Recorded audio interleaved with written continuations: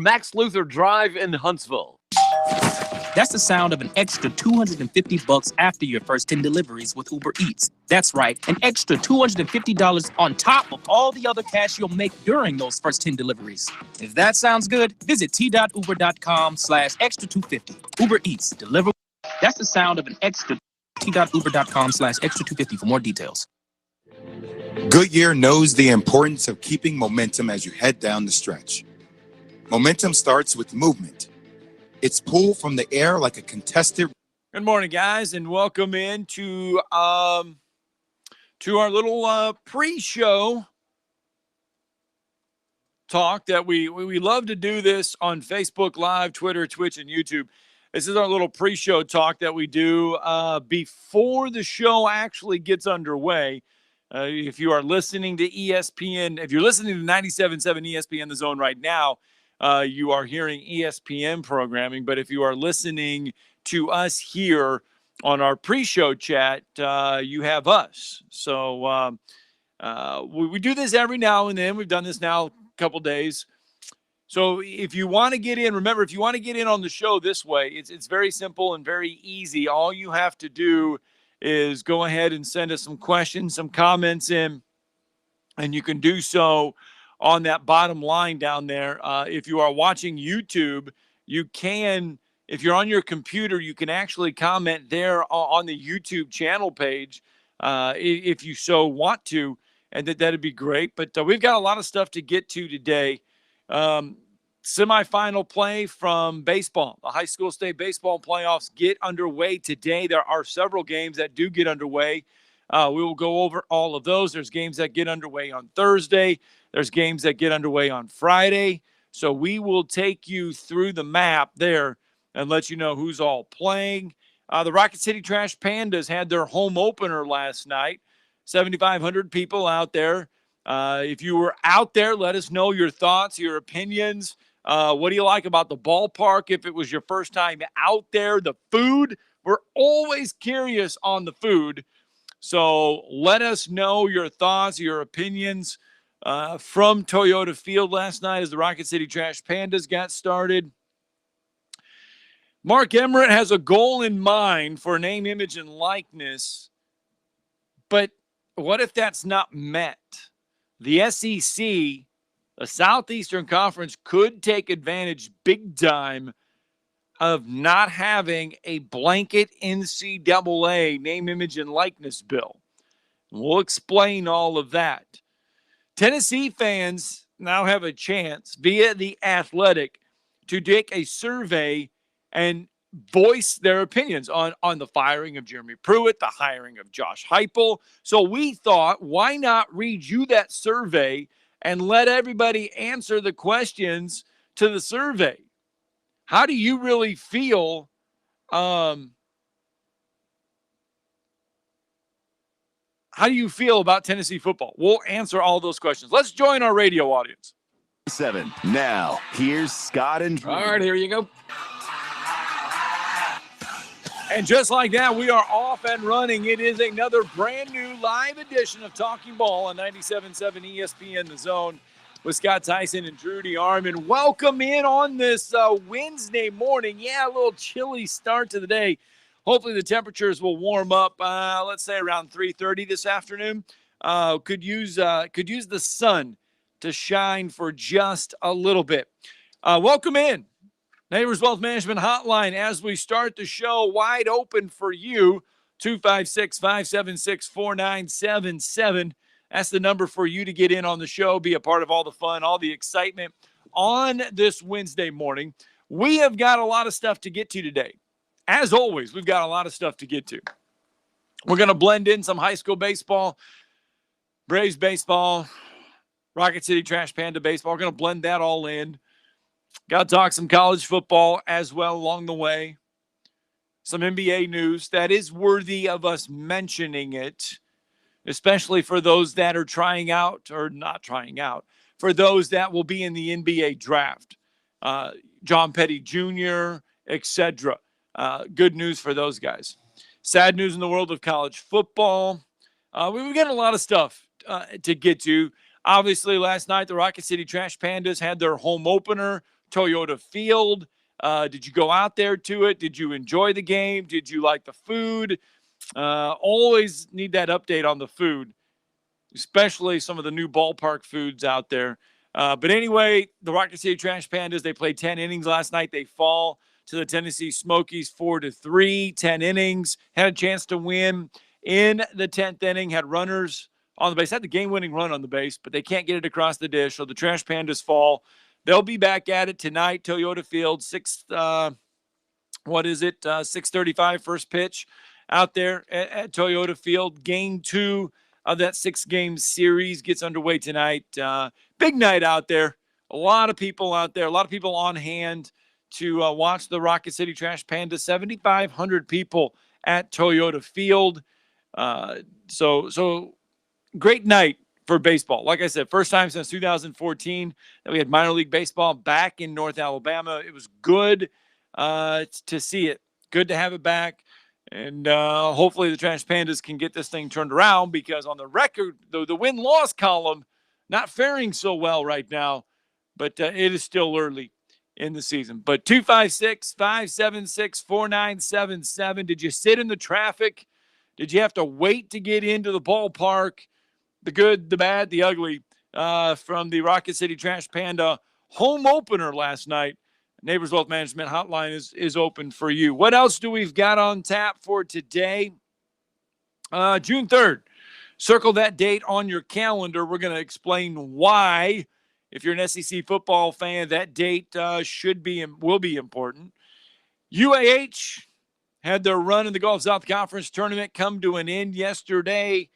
Sportsline gives its odds for the national championship. And once again, some college football fans are going to say, well, it's the same old, same old. And that is the reason why we need the expansion to the college football playoffs. Others are going to say, yeah. And some may say, well, he needs to get over the hump this time because, well, we're getting frustrated because they're not getting over the hump. We'll explain all of that here in a little bit. Mark Emmert has a goal in mind for name, image, and likeness. He has a date in mind that he wants NCAA to have this all in place. He's got 2 months to get it done.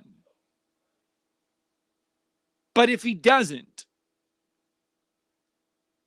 this is where the rest of the college football world is going to once again get angry.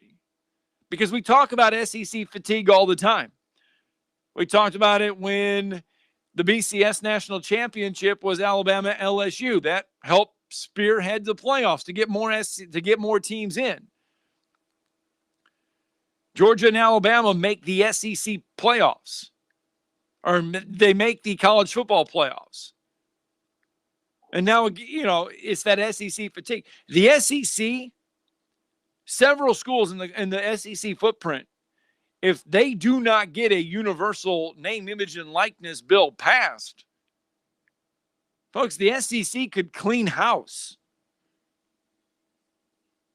We talk about SEC fatigue when it comes to the college football playoffs. If the NCAA does not get a name, image, and likeness bill passed, a universal one for everybody, SEC fatigue is going to sit in. We'll let you know why. Shane on Braves Tennessee baseball. Fans have a chance via The Athletic to take a survey on the program. We're going to run down these questions that they're asking Tennessee fans and get our response to them, and so we can get your response to it. They're interesting questions. They really are. And I'm wondering how Tennessee fans would feel about it. Okay? We'll go over some of those here, but let's go to the Neighbors Wealth Management Hotlines. Shane on Braves baseball. Shane wants to talk Braves baseball. Braves fall last night to the Toronto Blue Jays 5-3.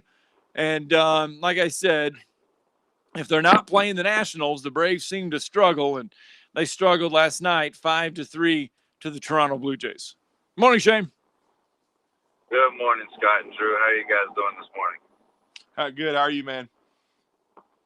Well, I was a lot better until Snit left Bryce Wilson in past the fifth inning, and I don't understand why. I mean, the guy threw 5 innings of shutout baseball, and then, you're going to leave him in. He can't last very long, so I don't understand it. Like, why does all of us know this, but the managers never know when to take the pitcher out? I don't understand. Well, I mean, the problem is right now, Shane, they don't have a confidence in their right-handers in the bullpen. Their bullpen is not nearly as deep as it was a year ago. And, you know, they're trying to get deeper into the ball game. They're trying to get really what I think they would like, they would like to get it down to 7, 8, 9 and get 9 outs. But it's the reason they've signed Shane Green. He'll be up with them within a month. He's got to get it in shape. But, you know, that's the problem, really. They just don't. They don't have a lot of confidence right now. They not re-signing Mark Melanson was one of the stupidest moves of the offseason. Yeah, I mean, and AJ Minter and Tyler Madison, none of those guys are pitching well this year. And it's like I said the last time I was talking to you guys about this. It's like they bring all these guys back because they have one good year. And I mean, you can't put all your eggs in one basket. That's the way I feel that they've done. And yeah, I can't wait for Shane Green to get back up, and also Chris Martin should be coming back soon. Yeah, so that'll be big. Yes. Yeah, they've got to lengthen Yeah. their bullpen. I mean, you know, Minter has had some bright moments. He's just inconsistent. He's kind of like a poor man's Mitch Williams. He doesn't have his command sometimes when he comes in. The stuff is good. It's just the command. And then, you know, and then Matzik, really, honestly, Matzik's been pretty good. I mean, he's just had a couple of moments where he didn't come through, but I think he's been pretty good. But honestly, they're putting too much on both of those guys, and they need to lengthen that pin, and I think they're trying to do it. It's just they should have already been in better shape when during the winter when they should have brought nearly everybody back, in my opinion. But that's just me. True. Oh, and speaking of Tyler Madison, how sick was that play the other night? It was unbelievable. Oh, man, I was going crazy. My wife thought the house was burning down. But that's the only reason I'm not going to Trash Pandas games right now is because I'm on Freddie Freeman 250 home run watch. Gotcha. Yeah, I mean, there's a lot of milestones we're coming up to right now, and I want to see the guys do it, but I mean, it's not going to matter if we can't pitch and keep the other team from scoring. So right. But that's all I want to talk about. You guys have a good morning, and I enjoyed the show. Take care. All right, thanks. Joshua Gibbs on Facebook Live says, outside of it and Anderson, the whole pitching staff has been struggling. Well, somewhat. I mean, and then they've tried to use Jacob Webb as a right-hander out of the pen, a guy that's been up and down with them, and Luke Jackson. But Luke Jackson's like a right-handed Mitch Williams. I told my dad the other day, I remember the days of Jim Fregosi with the Phillies. He would put Mitch Williams in, light a cigarette, and walk up the tunnel because he really just couldn't watch. Because he, as they always used to say, he pitches like his hair is on fire. So he's going to walk guys.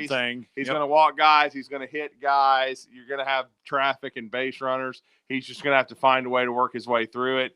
And sometimes with Luke Jackson and AJ Minter, it's the same thing. You just have to hope they work their way through it because it's going to get adventurous. And that's why having Melanson on the back end last year was so good. I haven't checked his stats with the Padres because I don't want to continue to throw up.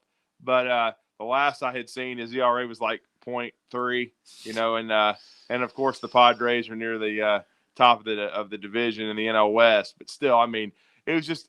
And then you read all the stuff about how, well, they didn't think Melanson had swing and miss stuff. I don't give a damn. He gets people out, okay? So, sometimes you overanalyze this stuff. And of course, in Anthopoulos' world, sometimes the Liberty Media won't expand the purse strings, and you have to decide how you want to spend said money. And so far, I've called it. I said Drew Smiley was the worst free agent signing in baseball.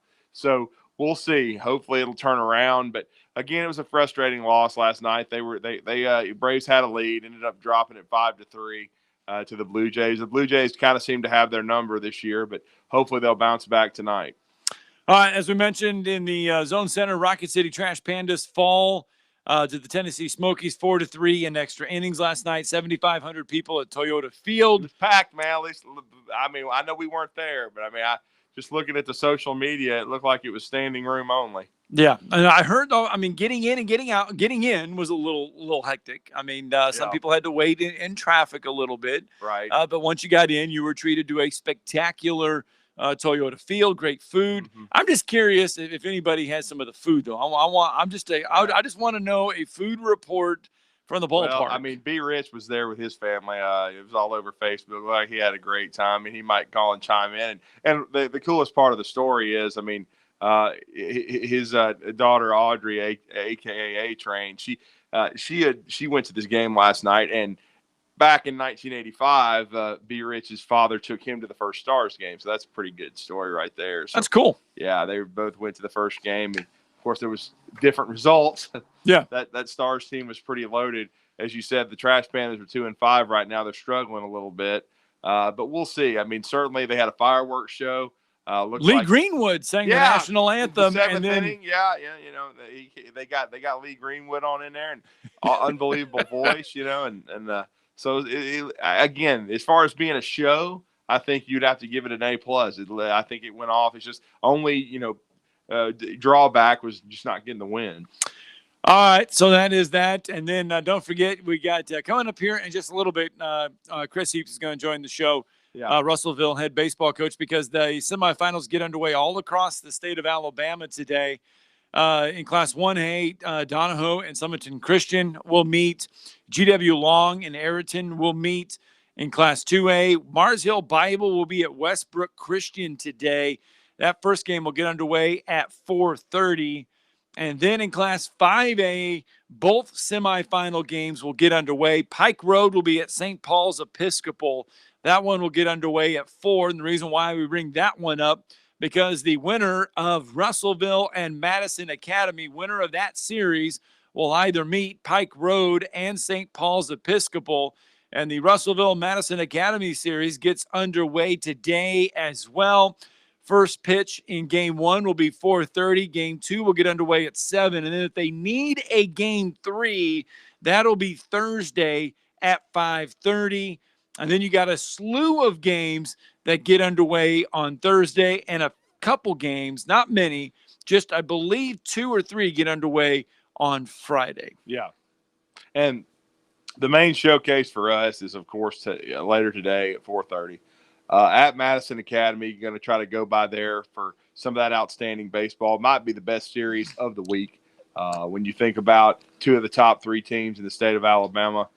Number 3, Madison Academy. Well, I mean, it's been as high as number 3, and then 2, and then Russellville being number 1. I mean, these are arguably the 2 best teams in 5A baseball. No disrespect to the other side of the bracket, but this has been a series that's been highly anticipated.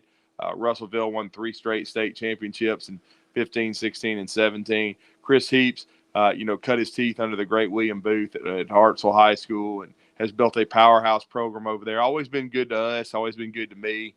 Met him several years ago in Montgomery when Russellville was playing for a championship. So it's going to be great to kind of reconnect with Coach here in a few minutes and have him on the show and talk about their unbelievable season. I think they're 38-6, Scott. Yeah, they are. Russellville's 38-6. MA is 31-10. And you mentioned Hartselle. They will take on Chelsea in the 6A semifinals. Hartselle's 40-17. Chelsea's 29-16. And then the other game, Florence, will be at Hoover in the Class 7A semifinals, and I believe that one gets started later in the week. It does not start tonight. Yeah, I don't think it does. I think I want to say I think that series starts on Friday. Yeah. Normally, I think 7A is going to be toward the end of the week in Montgomery, so they'll be able to set their pitching up. But Adam Mosley, former Grissom grad and coach, done a great job at Hoover, winning a state championship, got them back in the semifinals. And we talked about Florence, the Cardiac Kids, last week. They were down to their final inning of play, basically their final 3 outs, down 8-4 to Jason Brewer and Sparkman, and they come back to win on a walk-off 9-8. So over at Florence, so they are playing with some magic as well. So the winner of that series will go to the 7A finals. All right, other baseball from yesterday. Gulf South Conference baseball play. The UAH Chargers, they took on Delta State. All they needed to do was get a win, and they would move into the championship series against West Florida. The Chargers tied the game in the 8th inning on an RBI double by Griffin Rivers, but would watch Delta State score the walk-off run in the bottom of the 9th. Keep in mind, 24 hours before that, UAH had scored the game-winning run on an infield single in the bottom of the 9th to knock off Delta State. Yesterday, Delta State gets the win on an RBI single in the bottom of the 9th. They go on to get the win over UAH 4-3 in that semifinal game of the Gulf South Conference tournament. So the Chargers run comes to an end. But, Drew, we had to believe. We had Coach Royer on beginning of the end of last week, and he was saying that, hey, he felt like, and he says you can't always go by your gut, but he said that he felt like if they could get a win or two in the Gulf South Conference tournament, they would get that NCAA bid. Now they've got to wait a little bit to hear their name. But, man, expectations and the feelings are that UAH is going to get that bid. Yeah, I think so. I mean, they made a deep run. I mean, we're talking about a base hit away, arguably, from winning this thing and getting to West Florida in the championship series. They came in with you kind of felt like talking to Coach Royer that if they could win a few games, that it would lock up a bid. The way they're doing it this year, as far as choosing teams for the NCAA regionals, and they more than did that. I mean, they made a great run. They nearly get to the finals. So getting to the semis, you would think, would lock it up for UAH and give them a chance to compete for a shot to go to the World Series. So, and correct me if I'm wrong, is it set up Division II baseball? Is it set up just like Division I? Do they have both the regional and super regional round? I believe they do. I know the regionals will be at West Florida, and they're going to be May 27th through the 30th. That is your first regional round for Division II baseball. Mm-hmm. So there you go. We will keep you up to date on that as well. But I tell you what, let's get our first break of the morning in, because when we come back, we're going to talk high school baseball. Chris Heaps, Russellville head coach, join us. Going to join us. One of the best in the state of Alabama, set to join us on the Neighbors Wealth Management Hotline next. You're listening a couple to of wrecks working. Got one on right at gate 9, reported with injuries. Got another one westbound 565 near Glen Hearn. That one reported as an injury type. Looking at the area, though, it looks like traffic's moving okay through there. So apparently there's not a lot of blockage. Popeye's Rippin' Chicken Sampler has 2 of the chicken breast, 8 butterfly shrimp, 2 sides, 2 biscuits. $10 at Popeye's, Jordan Lane, North Parkway, and 72 at Jeff Road. Captain Nick in the Popeye's Skywatch Traffic Center. Clay's Cleaning Service has a spotless reputation. Take care of the windows. Hello, this is Clay. But his business operations could use a light dusting. I had you scheduled for next week. I'll just check here. No, absolutely. We will be there tomorrow. Indeed can help him hire the people he needs. I need Indeed. Indeed you do. When you sponsor a job, you immediately get your short list of quality candidates whose resumes on Indeed match your job criteria. Visit Indeed.com/credit and get $75 towards your first sponsored job. Terms and conditions apply. SportsMed is the official team physicians of the Rocket City Trash Pandas. And if the pros trust SportsMed, you can too. SportsMed provides every service you might need for complete orthopedic care, specializing in orthopedic surgery, sports medicine, joint replacement, spine surgery, neurosurgery, and podiatry. And they offer their own brace shop, in-house full-body MRI, physical therapy, walk-in clinic, and so much more. 4 locations and on the web at sportsmedalabama.com. Tender's Chicken is kicking. Tender's Chicken is fresh, never frozen, and hand-battered and stored. Tender's Chicken and fries are fried in totally trans-fat-free oil. Try the Big Daddy with 6 Tender's fries, slaw, garlic bread, and Tender's famous dipping sauce. Tender's is salad, wings, grilled chicken sandwiches, and more. Tender's, Wind Drive, just off University, Holmes Avenue, 5 Points, Madison Street next to the hospital, and on Madison Boulevard, Madison. Or skip the line and order online at tenderschicken.com. When I chose a garage door company, I did my homework. I needed Precision Overhead Garage Door Service. They have a 5-star Google rating. I checked their reviews and liked what their customers had to say. Precision Overhead Garage Door has lifetime warranty packages. Same-day service if I call before 2 p.m. If they can't make it the same day, my service call fee the next day is waived. They did a 25-point safety inspection on the door and operator. Now that's peace of mind. Residential, commercial, and gate services. Precision Overhead Garage Door Service. Call 256-400-4500. This is Chuck Oliver. Listen to me coming up at noon today. Now, back to Talkin Ball with Scott Theisen and Drew DeArmond on 97.7 ESPN The Zone. I don't have them yet. I'm working on it.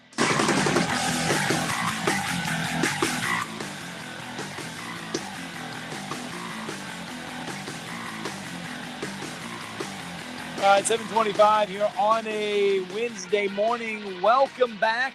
A little chilly start to the day again. A little breezy out there right now. Hopefully the weather warms up. I know it's going to warm up as the week goes along, but still you would have to think tonight, as long as it doesn't rain, it's a great night to be playing high school baseball under the lights. Yeah, it should be a great atmosphere over at Madison Academy, and we are efforting to reach Coach Chris Heaps right now and get him with us on the Neighbors Wealth Management Hotline to talk with us for a few minutes and talk about this Russellville baseball program. As we said, since May of 2012, Coach Heaps has been the head coach there. Spent a year, went to the semifinals in 6A with Central of Phoenix City. Voicemail. And so, he's built one of the best programs in the state of Alabama at Russellville, no doubt about that. So, we're efforting to reach him and get him on for a few minutes to talk, about his time at Russellville. And also, this special group of seniors that he's got this year, this is one of the best teams in the state of Alabama when you're talking about a 38-6 record, especially when you're having to deal with COVID and all the other things. And last year was stopped. So we were really looking forward to talking to Coach Heaps and getting his thoughts on the season. We'll get him on here in just a minute, but before we do, some other high school news. The Sparkman Senators have themselves a new head women's basketball coach, hiring Jarvis Wilson as their new head women's basketball coach over there for Sparkman High School. So yeah, absolutely, no doubt about it. He did a great job building a power. I can't get him. Carver of Birmingham, he did a great job guiding his ladies to the state championship.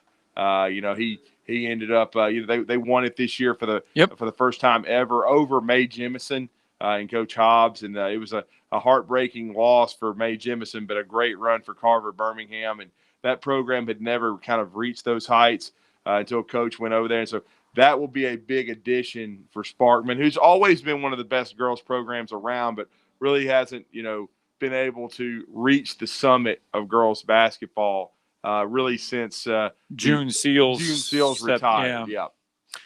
All right. So that's some other high school news right there. We'll go back and we'll talk some more high school baseball here in just a minute as Chris Heaps will join us here in just a little bit.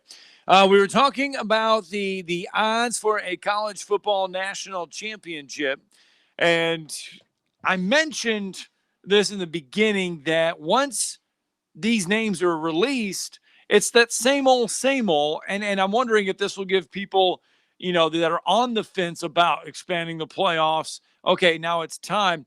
Alabama, Drew, despite with a new quarterback, and obviously the defense is going to be talented, and you add Henry To'oTo'o to that mix, Alabama, the favorite according to Sportsline, with a plus 300 to win this year's national championship. And then Clemson is number 2 at plus 400. So Alabama and Clemson, the clear 2 favorites to win the national championship again this year in college football.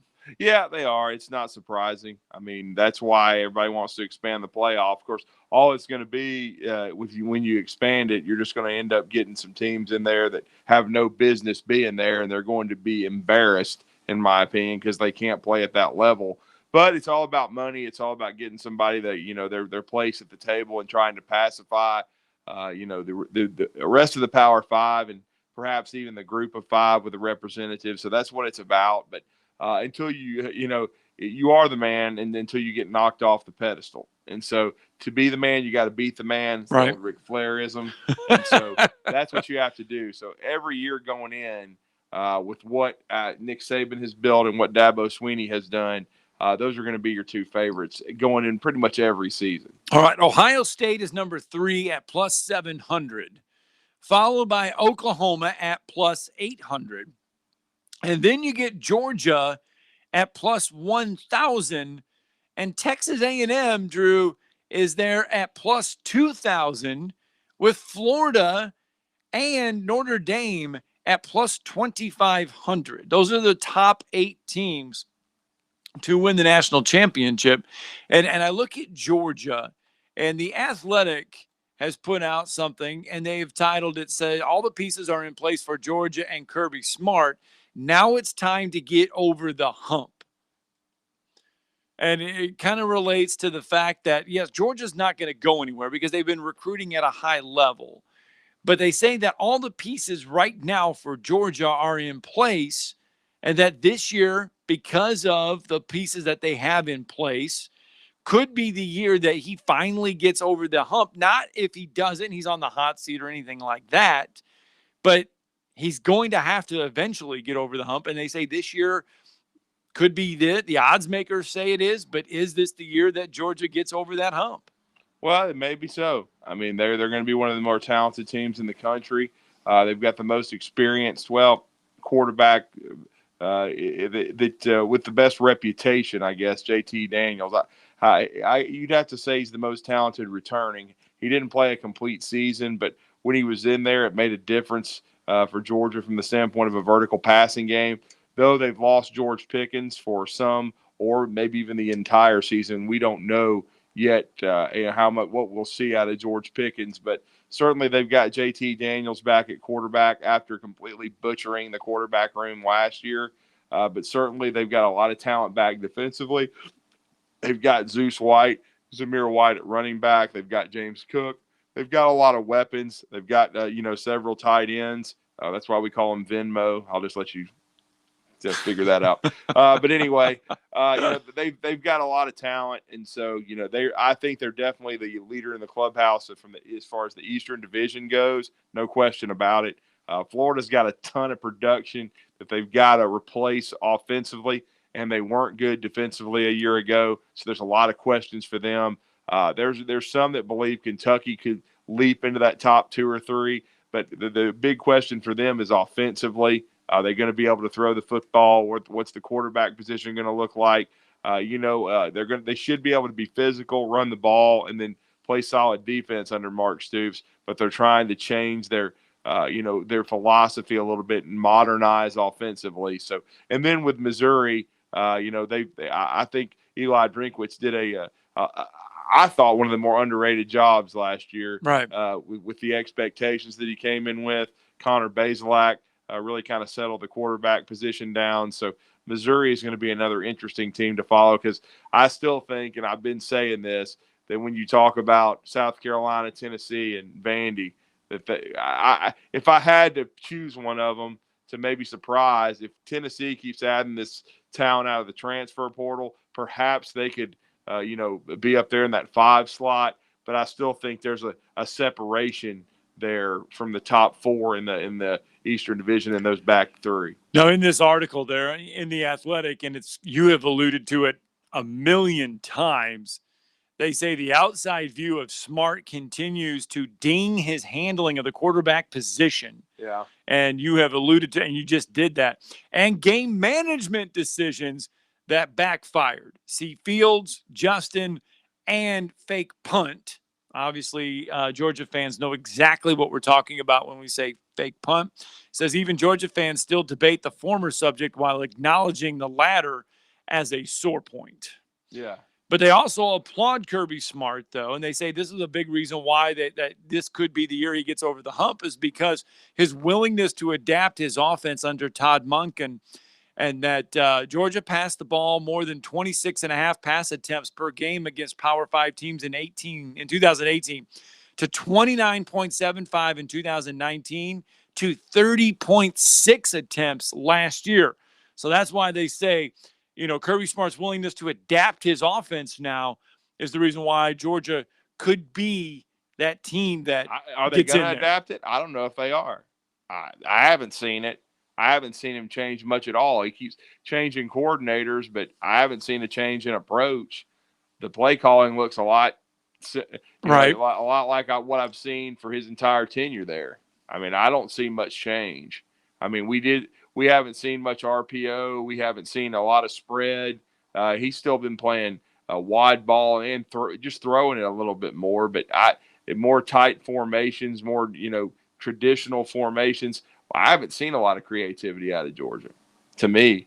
I mean, we might see it this year, but I mean, so far I haven't seen Kirby change too much offensively. All right, 256-576-4977. That is the number to the Neighbors Wealth Management Hotline. We got time for you to get in on the phone lines this morning as we have been talking about the Rocket City Trash Pandas home opener. Did you get out there? Did you get to sample some of that great food? And we're talking about the odds on winning that national championship. Alabama and Clemson, the heavy favorites, according to Sportsline, to come out on top of the national championship this year. And June 3rd, though, Drew, is the date that SEC fans need to circle on their calendar.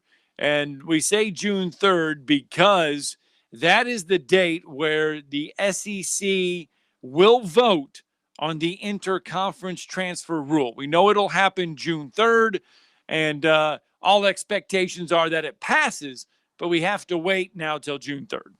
Yeah, I mean, I was telling everybody you're going to have to wait till the end of this month, but I'll be surprised and shocked if the SEC doesn't pass the interconference transfer rule. They're not going to, hurt their own league. There's been so much movement already within the conference. It's with Henry To'oTo'o being the most high profile from Tennessee to Alabama, but I know I had somebody tweet at me this past weekend and say, "Oh, it's already been passed. They had a conference call."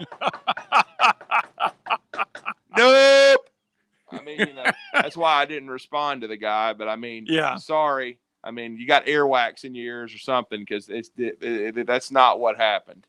They have not approved it officially, but they will. And I just think that. Jake Crane has been on with us several times from the J-Boy Show, and he told us that he expected, really something maybe by mid-April. That didn't happen, but it's still trending heavily that way. And so Jake's always plugged in, does a great job, and it definitely looks like that by the end of May into early June, as you said, June the 3rd, it looks like is probably the exact date, but it's going to go into effect. And all these transfers that you've seen within the league are going to become official, and these guys will be able to play this year for their institutions. Now, will they be playing in front of full capacity crowds in stadiums? That is the other big question. And Alan Green was in Birmingham last night along with Brian Harsin and Bruce Pearl. Yep. And he did comment on the fact and was asked about Jordan-Hare Stadium playing in front of a full capacity crowd.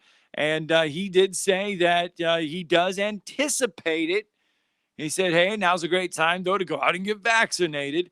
But he said that their plan is to be full capacity. He says, though, it's not quite up to them. He goes, they want to be there. It is up to the county health officials. But he does anticipate Auburn being full capacity. And we did talk, was it about a month ago, that Alabama Athletics Director Greg Burns said that Alabama and Bryant-Denny Stadium, he too anticipates full capacity crowds. So that coming out last night from the Auburn end down there in Birmingham.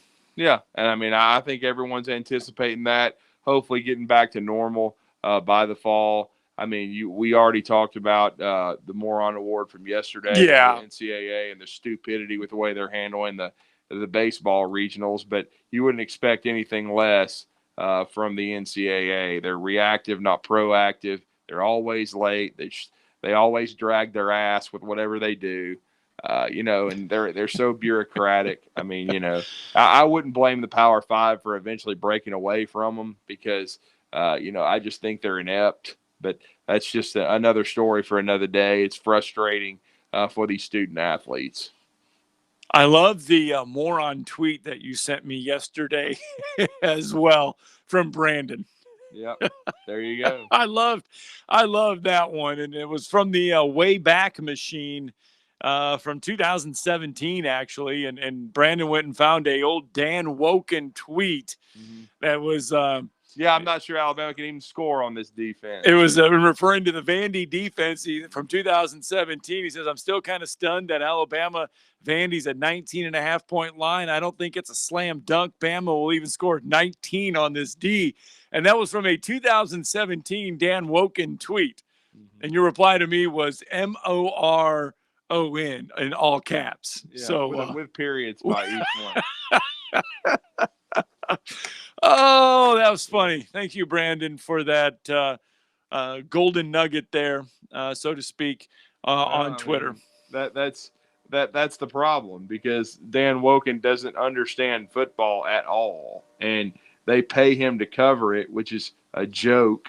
And I mean, and remember that game was 59-0, Alabama, and Vanderbilt. I'm not even sure they didn't even. I think they may have passed midfield in the second half. Yeah, but it was a complete mauling, as they say, and it's just what it reiterates what I've said before. He needs to be covering Bob Baffert hour to hour. He doesn't need to be.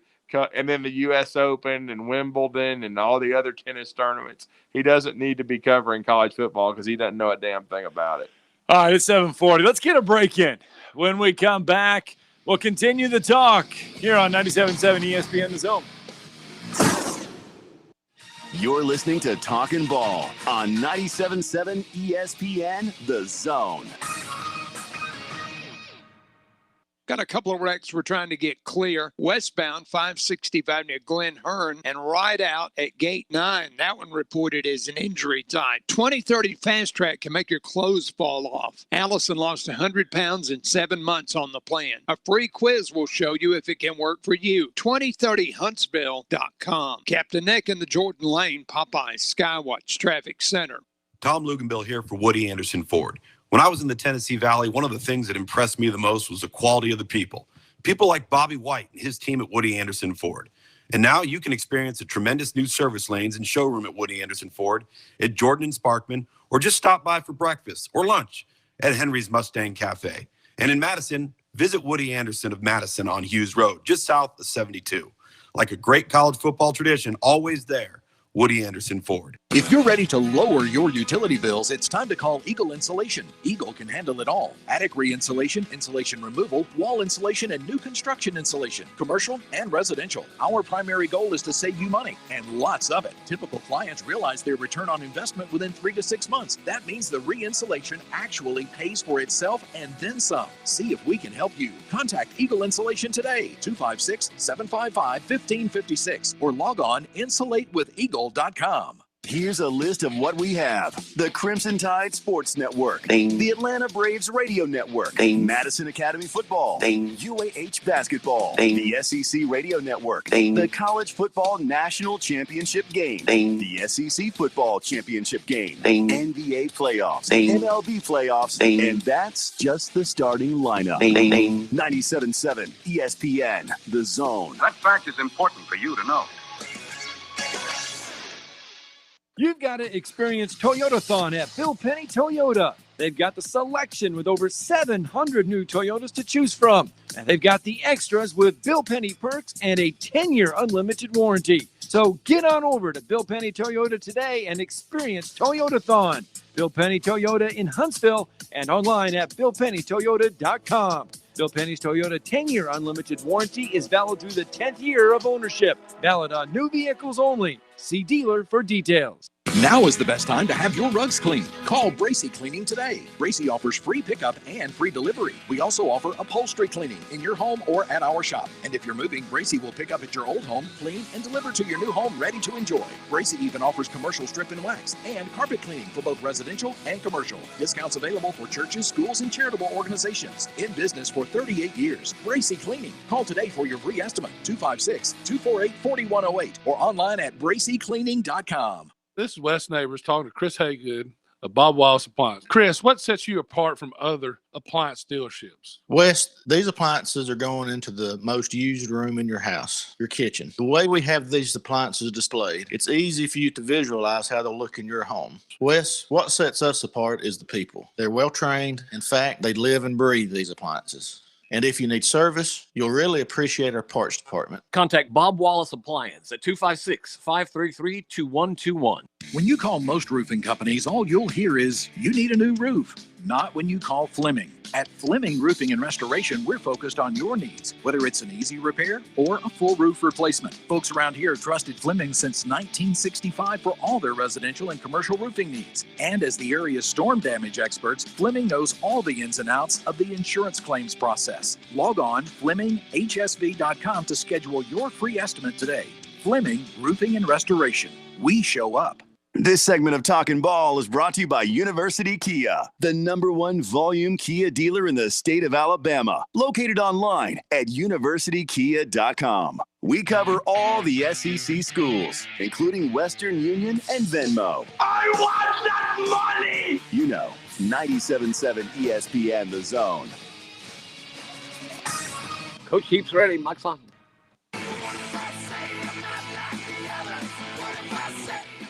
All right, welcome back. 7:45 on a Wednesday morning. Welcome back to Talking Ball on 97.7 ESPN The Zone. That was almost like one of those baseball claps there. Like you getting in the mood there for some high school great, baseball. Man. You getting fired up? It's what it's all about. I mean, it's why you practice. It's why you put in all the effort. It's going to be a great atmosphere over at Madison Academy, and one of the best in the state of Alabama is now joining us on the Neighbors Wealth Management Hotline. A few years ago, when I was fortunate enough to work the state softball, we were staying at the same hotel, and I just asked around, did a little digging, and was able to meet Coach in person, and he came on my show. I was doing the show from a hotel at that point, but it's been nothing but success. They went on to win the state championship that year. They won 3 straight in 2015, 16, and 17. And I believe is his 9th year. He's done an amazing job building Russellville into one of the best programs in the state of Alabama. And, of course, we're talking about Coach Chris Heaps, who's taking a little time out this morning. They're very busy. They're going to be traveling to Madison Academy later today as that doubleheader will start at 4:30. Coach, you're with Drew and Scott. Good morning. Thank you for joining us for a few minutes. Hey, good morning, guys. Thanks for having me. Yes, sir. Coach, big night for you guys. Semifinal play tonight. And I guess you would have to say is the much anticipated matchup between Russellville and Madison Academy. Yeah, I would say that, starting off at the beginning of the year, we kind of talked to our guys about why we practice and why we do what we do each day and the early morning workouts. And I said, it's really not about all the teams we play. It's really about a handful of teams that we play. And, of course, Madison Academy was in that conversation. And, we saw earlier that the probability of lining up with them in the semifinal was a high probability. And, we've been anticipating, looking forward to the opportunity. Yeah, and it's a great one for your team, Coach. And how has it been this year? I know it's been probably emotional for you as well because your seniors last year didn't get a chance to finish. Everybody was stopped.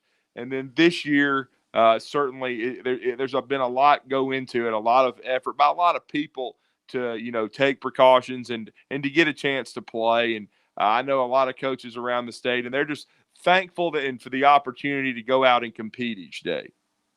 Yeah, I think everybody realizes how blessed we are to get to do what we do.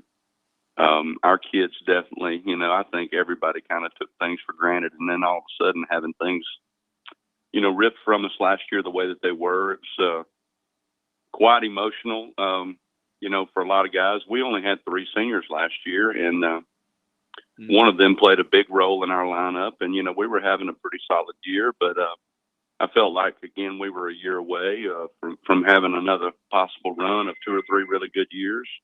And we invited those seniors back to our first round to throw out the first pitch, man. That was a great time. And they stayed in the dugout with us and hung out with us, man. It was very, very nice to hang out with those guys and just give them that opportunity to, enjoy that atmosphere, because they had not been in that. Yeah. Well, let's talk about this group and the march that you are on. This team appears right now, Coach, to be locked in and playing some really good baseball as you make this journey through the playoffs. We've got a great bunch of guys, man. I absolutely love this team. I could start just kind of go around the horn with Nick Smith at third base, man. He has played outstanding this year.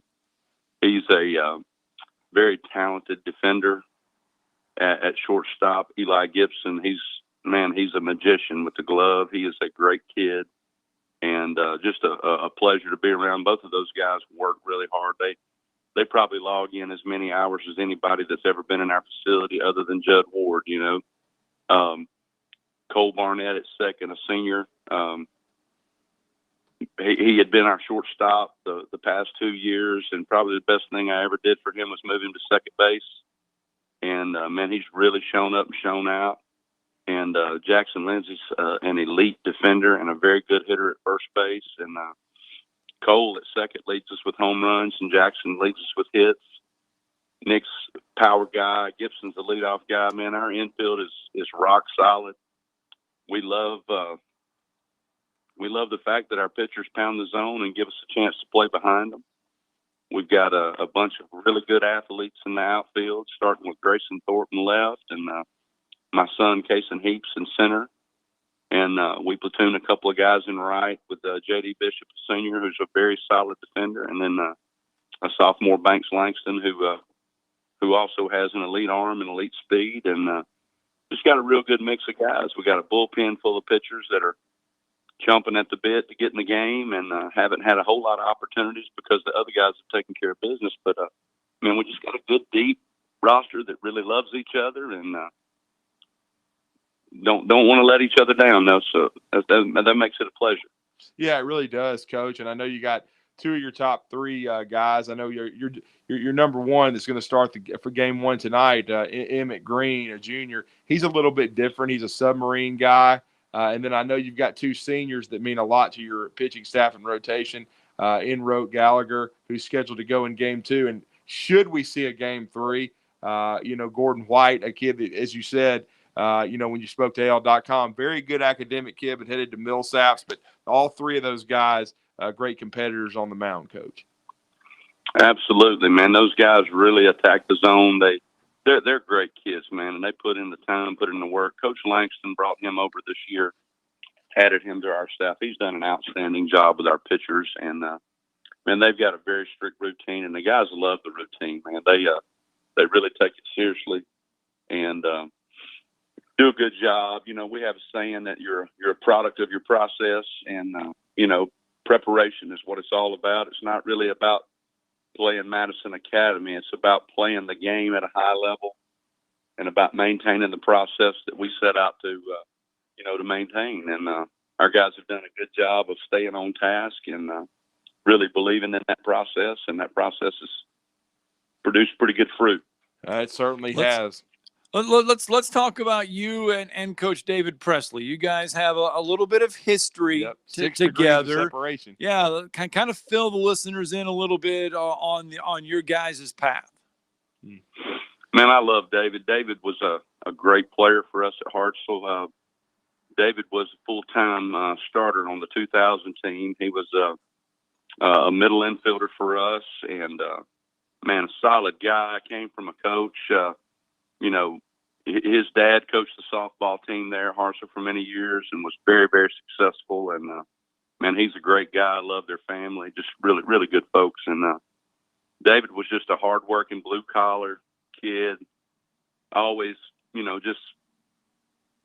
just doing what he's supposed to do and more. that team in 2000, we won a state championship with David at shortstop, and that was the team. I remember we started off 2-2. Next thing you know, we were 4-4, and Coach Booth and I talking outside the gym after we got back from a road trip. We just got off a charter bus, unloaded it. We'd been in LaGrange, Georgia. We were 4-4, and I'm like, man, Coach, I said, 4-4, that's kind of like kissing your sister. I said, that's no fun. He said, Coach, with the schedule we have, if we go 20-20, we'll be state champs. This group, man, there was no dominant one. We had a couple of guys that were probably number 2 pitchers, a couple of guys that were probably number 3s, and several maybe number 4s, but no just dominant guy. This group, you're talking about chemistry. They did not want to go home, always asking me, hey, throw some extra BP, hit us another bucket of Fungos, and David was one of those guys. It'd be 8:30, 9 o'clock before those guys would leave the facility. And we started off 4-4, we ended up 42-8 Wow. state champs. Yeah, it was an incredible run. Yeah, and Coach Booth has meant so much to everyone. The all-time winningest coach, over 1,000 wins. They're still alive. Going to play Chelsea this week as well in the semifinals. He just he's one of these guys, Coach. I don't know if Coach Booth will ever retire, but he's been so important to baseball in this state. And he has, and Coach Booth's been a father figure to me. He's been, I've been around him since I was 6 years old, and I really hope that they can, find a way to win this series against Chelsea. He's been in really tough health conditions of late, and he's battling about with stomach and intestinal cancer. He's got cancer in several spots, and he's undergoing chemo. And I just ask everybody out there to pray for him, and that he'll be able to withstand this chemo, and he's going to have some surgery after that, and then probably some more chemo. So he's been really tough, man. He's a fighter, man. I tell you what, he's one of the hardest workers and one of the best men as far as, willingness to help other people. And he got the ball rolling for me. And I remember when I was young, he told me got in a little trouble in high school, and he said, son, there's a difference between cotton and silk, and that's burlap. I didn't know what it meant then. I had no clue. But he explained it to me is that, hey, you've got great potential, but right now you're not meeting it. And kind of put me on a path of not being average, Don't settle for mediocre. When you're capable of being the silk, you need to be the silk. And that meant a lot to me. And ever since, and man, I look forward. I'm going to try to get over there and catch some of their series if it works out that way. So, yeah. Well, Coach, obviously Madison Academy, a talented team, not to give away too much here in the last couple minutes, but how do you attack Madison Academy? How do you slow down the Mustangs offensively, and how do you counteract their pitching? Well, we pound the zone and play defense behind them, and our goal is to put up zeros. And we, kind of like David and I talked, it's not really about, what you do against them. It's what you do with your team. And, if I'm a pitcher attacking a hitter, I don't try to exploit his weaknesses. I pitch to my strengths. So we're going to play to our strength and do what we do. And if the good Lord's willing to help us reach our full potential, no matter what the results are, we're going to play the game and give the glory to him. Well, and Coach, before we let you go, we do have someone from Russellville. I got a message this morning. What have they told you guys about the seating arrangements as far as with the COVID protocols? Did the Russellville folks? I know you're going to have a lot travel. Are they telling you guys that they told the fans to kind of bring their own seats? What's going to be the plan? They moved in some additional, small sets of bleachers. Okay. I think they're rows of 3. So we actually, it's funny, we had a shrimp bowl last night. That's kind of our traditional thing if we get to this round, and the 5th year that we've done it in 9 here. So if we get to the semifinals, we do a big shrimp bowl, and all the coaches, players, and moms, dads, I mean, even some friends come, and man, we load the tables up with the shrimp bowl, and we get after it and just enjoy the atmosphere, and the guys get to fellowship a little bit. And anyway, one of the moms there, she's showing me pictures last night. I said, where'd you get these pictures? She said, oh, I was in Madison today, and I went by there. And she took pictures of the place, and she said they had it set up, and then they got room for probably 3 rows of chairs deep, plus extra bleachers. So, and I told David, I said, man, if there's any way we can move the Trash Pandas, it's probably a good idea. We're gonna bring 1,000 folks. Yeah, I know, no doubt. Yeah. Well, Coach, we appreciate the time, and good luck later tonight. Great year for you, great program, and we always appreciate catching up with you. Thank you for the time. Hey, looking forward to it. Thanks for having us. All right. That's great there. Chris Heaps, Russellville head baseball coach, getting us hungry, at least me, hungry, talking about a shrimp boil. Oh, my goodness. Now you're going to start checking your app for a free Well, I treat. mean, it's only 8 o'clock, and he's bringing up shrimp boil. That's what I took away from that 10, 15-minute interview. Mike Detillier next, talking some NFL draft.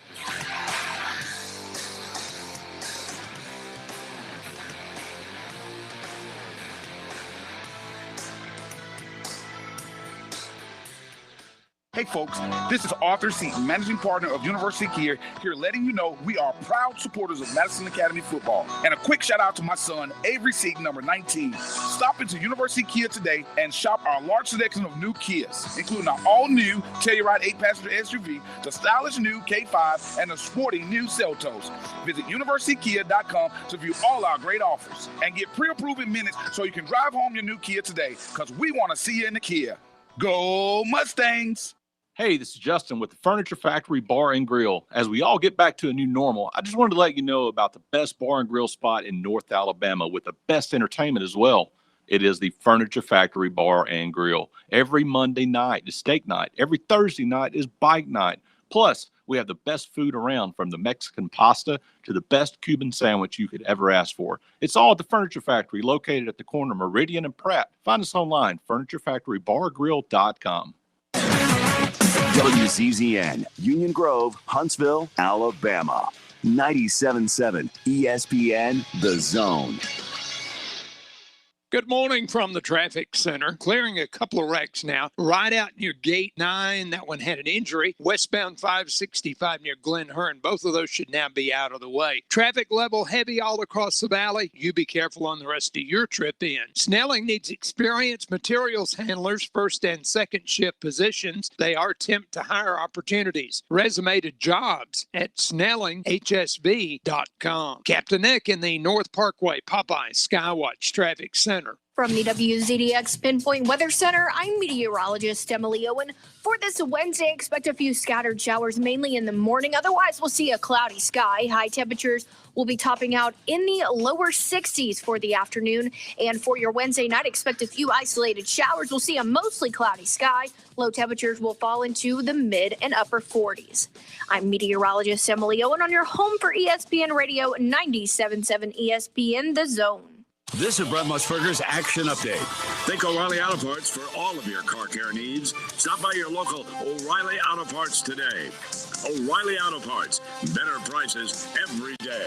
Now, here are the latest lines from my guys in the desert. Baseball tonight, the Braves looking to even the series with the Blue Jays. Atlanta, after opening the favorite, now a slight home underdog, -105. Toronto, -115. The over-under 9.5. Only one fighter stands in the way of Canelo Alvarez in the undisputed super middleweight championship. Canelo, the WBA, WBC, WBO, and Ring Magazine super middleweight title holder. Caleb Plant, the IBF champion. No fight has officially been announced, but one could be set for September. The early betting line has Canelo a -600 favorite, Plant +400. The latest odds to win the NBA championship once again have the Brooklyn Nets, the odds-on favorite at +220, the Lakers at +500, the Clippers at +600, Jazz +650, and the Bucks and Sixers each at +800. I'm Trey Westerberg, 97.7 ESPN The Zone.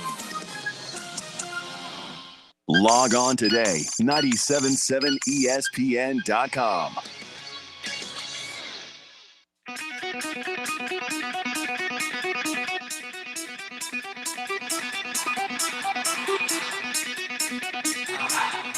Welcome to Talkin Ball with Scott Tyson and Drew DeArmond. Call into the Neighbors Wealth Management Hotline now, 256-576-4977. That's 256-576-4977. Now, okay, Detillier is ready, Michael. As always, this segment of Talking Ball brought to you by our very good friends over at Terrell Technical Services Incorporated in Madison. They offer that full line of environmental health and safety services, including industrial hygiene, asbestos, mold, and bacterial services. Legionella testing, water management plans, lead-based paint inspection assessments and abatement plans, environmental site assessments, LEED certified air testing, and more. Their staff does hold all U.S. EPA accreditations and nationally recognized certifications and credentials to necessitate your project to completion.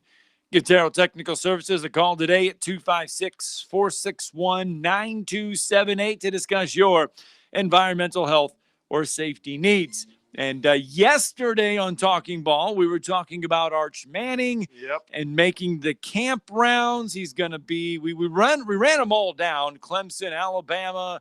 He's going to be all kinds of places. And our next guest, Drew, can help us a little bit elaborate some more on that, as well as kind of recap the NFL. I know it's been a couple weeks, but we can recap the draft as a whole. Yeah, because there's no doubt our next guest knows football as well as anyone. He writes for SaintsReport.com, covers the Saints full-time. He's featured on WWL 870 radio in New Orleans, Louisiana. He's featured on really radio stations throughout the United States. He does a great job with the M&D Draft Report. And, of course, we're talking about our good friend Mike Detillier, MikeDetillier.com. Mike, it's great to have you back in the Rocket City of Huntsville. You're through. And Scott, good morning. How are you, sir? I'm fine, guys. Thanks for having me on. Yes, sir. Thank you. And you're the one that told us over a year and a half ago about Arch Manning and what was coming. Certainly he's become, a five-star quarterback, the top QB arguably in the 2023 class. You told us he would be the most heavily recruited player in the history of the state of Louisiana. I thought it was interesting. His dad, Cooper, of course, did an interview the other day. Art's going to start making those visits now that he's going into his junior year, Mike. And I know he's already visited LSU and Ole Miss, but he's going to tour the United States, it looks like. Going to be an interesting recruiting process for Arch. Yeah, I mean, it's that time of the recruiting cycle for him. And, he's handled this so well. Such a mature guy for his age and being able to handle it. And he's carrying some heavy water now. Yeah. With that last name and knowing what your two uncles did and your grandfather. So he's handling this really, really well. No surprise on any of those. SMU, I think a little bit for me. Yeah. Other than that, everything else sort of falls into place on everything here. I've talked to Cooper and his grandfather about. So, it's going to be interesting with him. I don't think this is going to be a long, drawn-out deal with Arch. And so we'll see where it goes. And, there's no doubt Ole Miss and LSU has recruited him pretty heavily throughout the process. And I wouldn't be surprised. I'd be shocked if he ends up at LSU. That's not going to happen.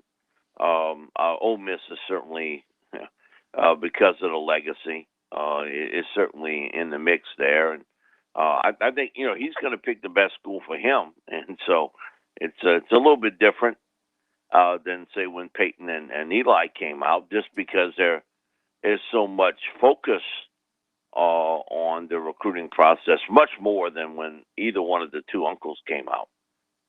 Yeah, well, that's a great point. What I took away from all of this is, and I didn't realize there was another one that his brother's going to be camping with him at Clemson, who's a center.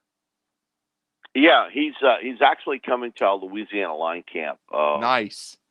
Height is, he's a freshman. He's a little over 6 foot tall, and so he's going to get a growth spurt somewhere along the way. But talked to Arch Saturday, and he told me, we were talking about the Louisiana line camp, and told me that he's excited to be there. Listen, working 3-a-days in Thibodaux, Louisiana, in June, it's not like going to Tahiti. Man, you gotta want to be here for Pete Jenkins's camp. So he said, I finally got me a lineman, Mike. I say, yeah, I got you.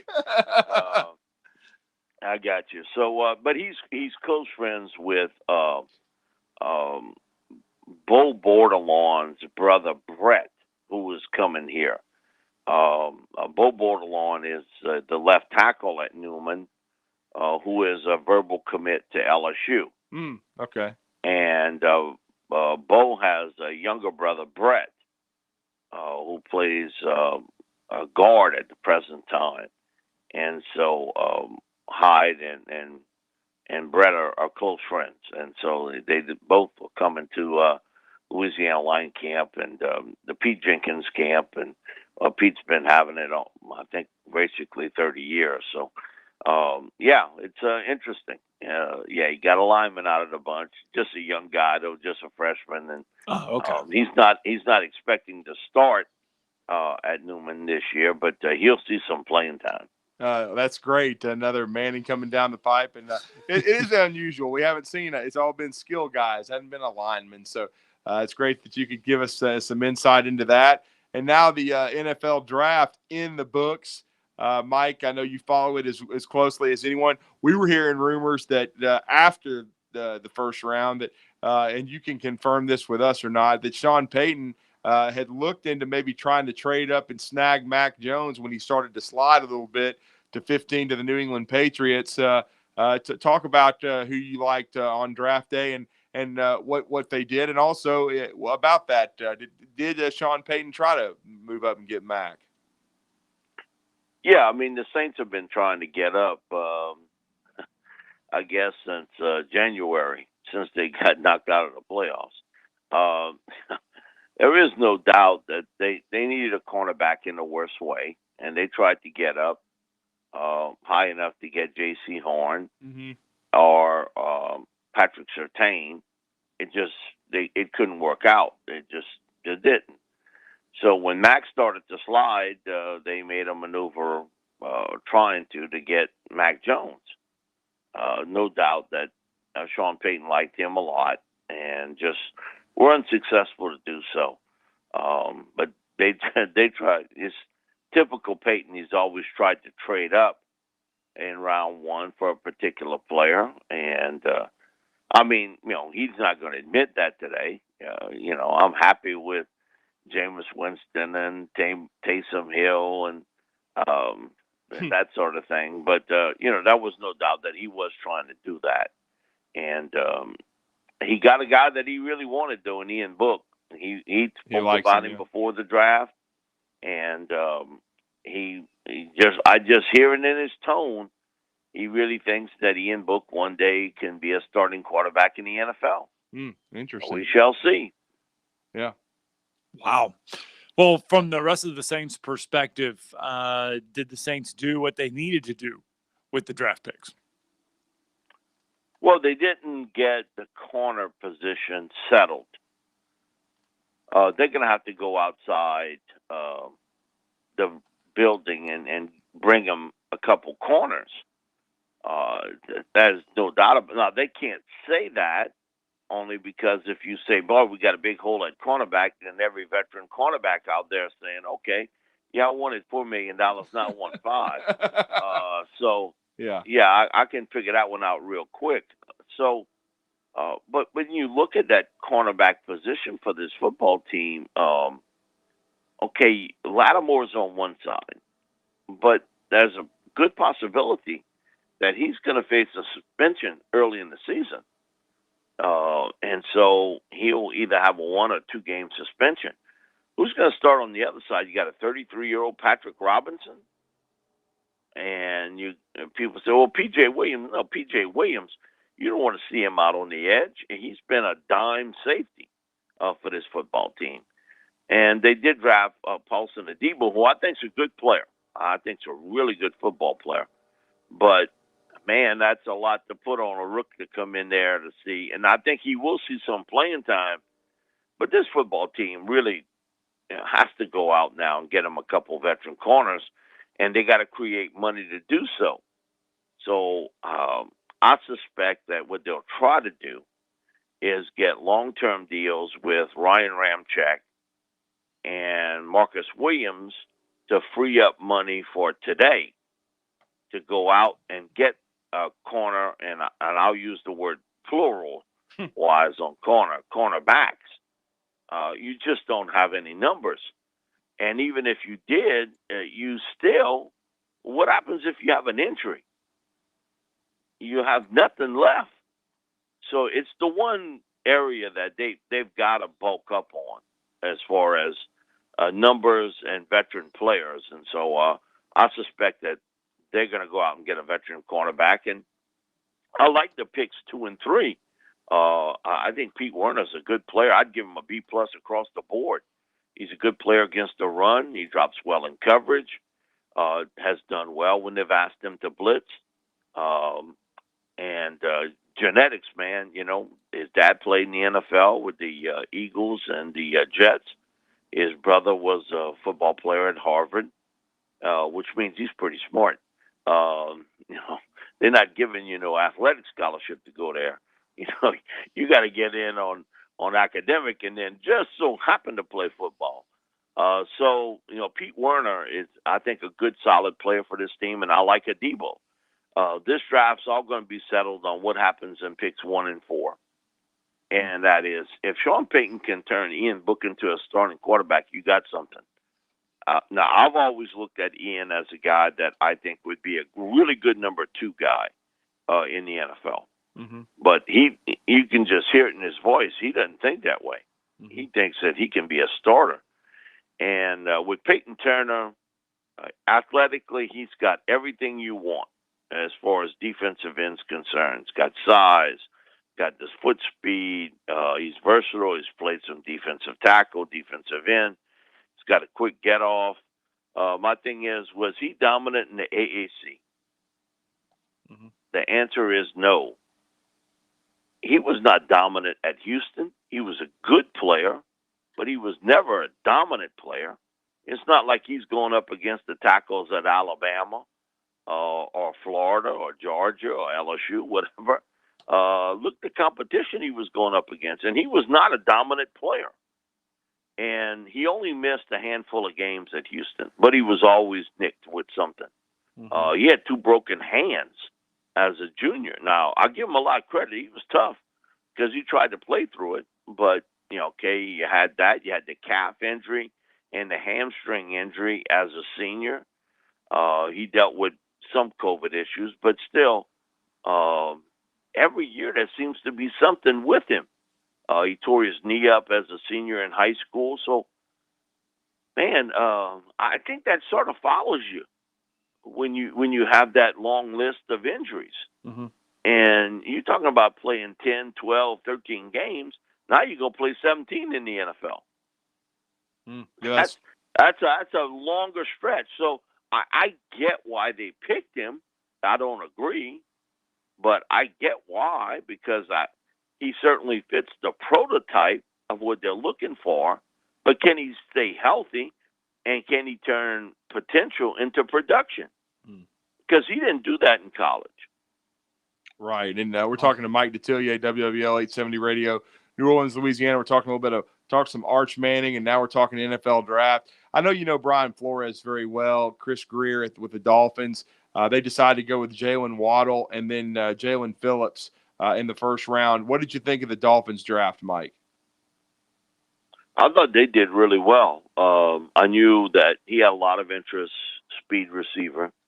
And, once, Joe Burrow got his way, they got Jamar. Yeah. He went on the Jalen Waddle trip. And so I get it. Jalen, great speed and a big play performer. And so, the familiarity there, certainly him and Tua have worked together. Jalen Phillips is interesting because of the fact I think he's the best natural pass rusher in this draft class. My issue with him is 10 years ago, we wouldn't even be talking about this. He had 3 concussions in 6 weeks at UCLA. Doctors ruled him unable to play, and he actually quit football at UCLA. And then he went to another doctor. They cleared him, and then he ended up transferring to Miami or Florida. I thought played terrific last season for the Hurricanes. You saw the quick twitch ability to turn the corner, get a pass rush. He's really a good technician, and that's what Brian's looking for. And so, if he's healthy, he's a heck of a player. And to get Eichenberg that late, in round 2, because I thought he'd be a very early second round pick. I think is strong also. Liam can play left or right tackle, and he's a big horse, man. He's definitely a 3250 Uber ride to get around if you're a defensive lineman. So I like what they've done. Now is put in the hands of Tua. He's got to turn the engine over on the car. Well, Mike, obviously the Jacksonville Jaguars, I mean, there's no suspense. We knew that it was Trevor Lawrence, but they continue to make noise and they continue to keep themselves in the headlines, and that is by giving Tim Tebow another shot in the NFL. This has been a polarizing story in the last week or so about Tim Tebow making a return to the NFL. Yeah, I mean, I don't see what's polarizing about it. If you don't make it, you cut him loose. Right. I mean, it ain't costing you a ton of money to do it. His familiarity with Urban certainly would bring you into that. Now, again, can he do it is the big question mark. Back in 2013, Sean Payton approached him about playing the Taysom Hill role with the Saints. And Tim rejected it. He didn't want to do it.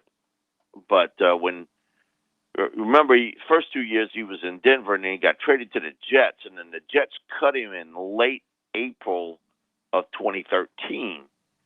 And Sean approached him about, listen, come here, I have an idea. And he sort of laid out that Taysom Hill role to Tim. And Tim wanted to play quarterback exclusively, and either that or play baseball, and it didn't work out. And Tim's admitted that it was Sean's idea, and it was a great idea. I didn't have my heart in it. Now, man, listen, all those years later, he wants to give tight end a try. Now, Tim's a big man, but he's going to find out they got some bigger guys out there. Yeah, I could have understood the Taysom Hill role for him because I think he would have done that pretty well because he's a big man and he's a power runner, and he could throw the football occasionally. And what's interesting is Mike Westhoff, who was the Jets special teams coach, he was trying to convince the Jets to let Tebow play on special teams. I'll flip it back forward. The Saints pick up Taysom Hill, and he's the one. Now he's with the Saints as special teams coach. He convinced Sean to put Taysom on special teams. And Taysom, that's how he first made his mark, was really on special teams. So it's funny how it's come full circle. I think it's a long, long shot for him to make it in the NFL now after all those years off. Yeah. It's a nice story and everything, and it's something in a dead period in the NFL. Not that the schedule's released today. It won't be as dead as as you would think. But again, it's a real long shot. But what could have been is the bigger story that he could have played that Taysom Hill role here starting in 2013 and decided not to do it. He signed with the Patriots. It didn't work out. Then he went to the Eagles. Didn't work out. That's going to be difficult for him to come back after all these years. Really is. Great stuff from Mike Detillier. Mike, a couple more thoughts from you. What do we make of this Aaron Rodgers situation? Do you think that he's played his last down with the Packers? Well, if I'm running the Packers, I say no. I don't blame you. Because here's my deal. I'm playing for a championship, and the only championship I can win is the one I'm playing for this year. Jordan Love ain't winning me squat, nothing. And if he's not ready today, when will he be ready? So, yeah, it's easy to throw all that out. But somebody's got to kind of sit down and have a meeting of the minds with everybody. And it's got to be Mark Murphy. what is he doing? I mean, he's the president of the Packers. He's in the Witness Protection Agency. You couldn't find him with GPS. He has said and done nothing. Okay, if that was an owner of that team, he would have stepped in. Instead, it's not. It's kind of running the team by committee. But Mark Murphy is the president. He's got to step up here and say, hey, listen, we got to clear this up. And we're not leaving this room until we do it one way or another. And, man, trading him off could be the death sentence for not only Gutekunst, that general manager, but also for Mark Murphy. Because there's no way Jordan Love can come in here and win this. And you think about, from Aaron's perspective, am I going to go somewhere where they have a Devontae Adams and that stronger running game, offensive line's pretty good, Robert Tonyan's a really good pass-catching tight end. Am I going to go somewhere that has these type of weapons around me? Maybe not. And the coach is caught in the middle. LaFleur is caught in the middle with this. There's nothing he can do. Absolutely nothing. And so, if I'm Mark Murphy, I got to step up now, and I got to clear this.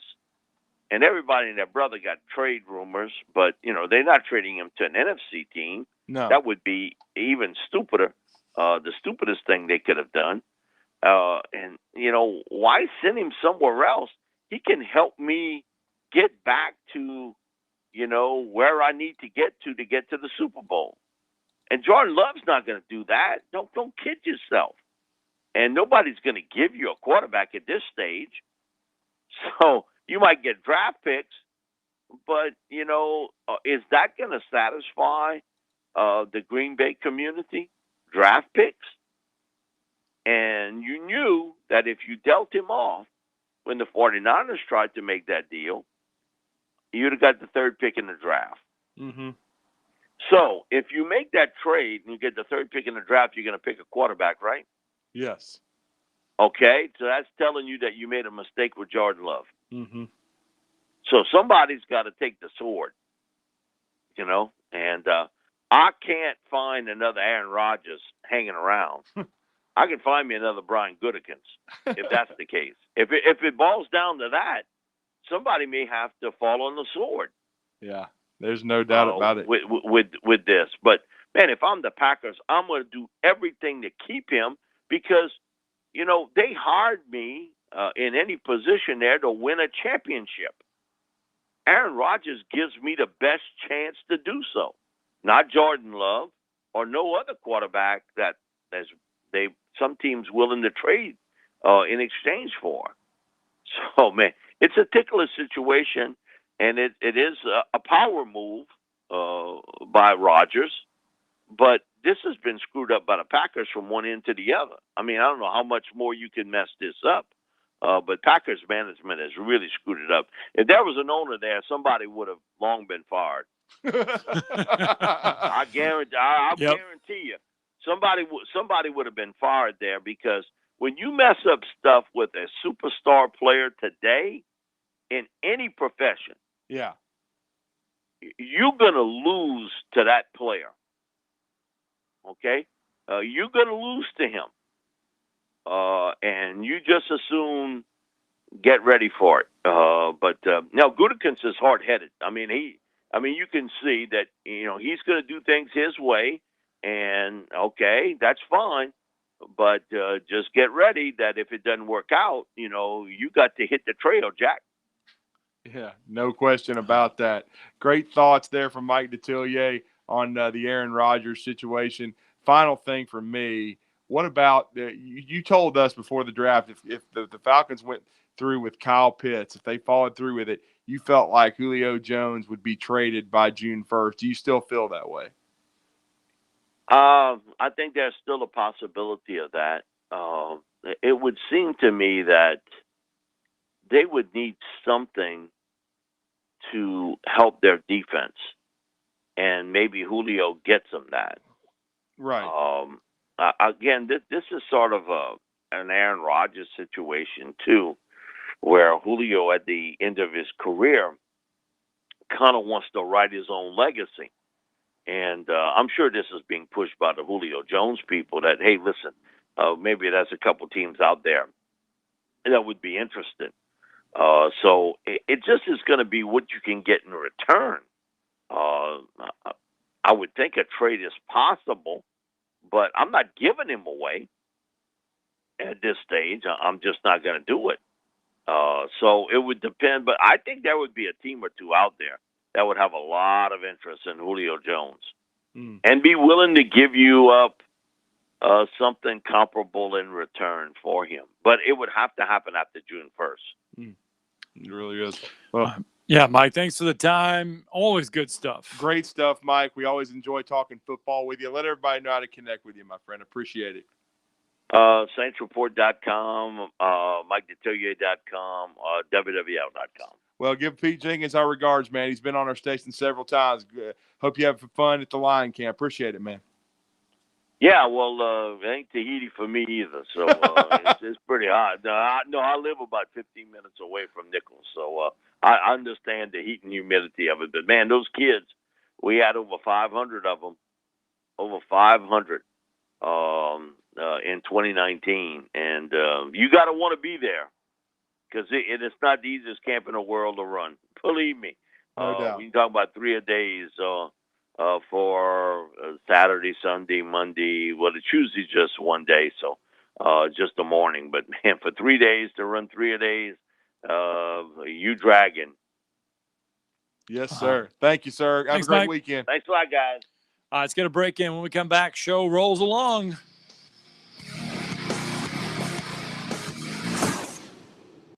You're listening to Talkin Ball on 97.7 ESPN, The Zone.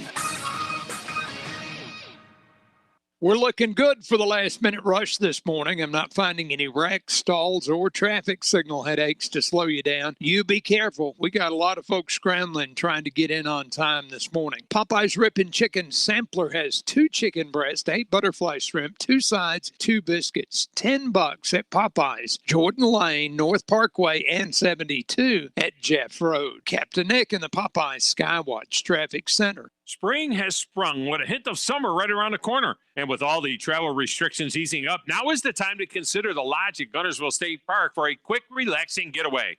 At the Lodge at Guntersville State Park, all the rooms are routinely disinfected and cleaned to the highest standard. And views across Guntersville Lake are as gorgeous as ever. It's been too long, all cooped up at home. Make plans now to spend a weekend at the Lodge or cabins or campgrounds of Guntersville State Park today. Visit alapark.com for more information. When you call most roofing companies, all you'll hear is, you need a new roof. Not when you call Fleming. At Fleming Roofing and Restoration, we're focused on your needs, whether it's an easy repair or a full roof replacement. Folks around here trusted Fleming since 1965 for all their residential and commercial roofing needs. And as the area's storm damage experts, Fleming knows all the ins and outs of the insurance claims process. Log on FlemingHSV.com to schedule your free estimate today.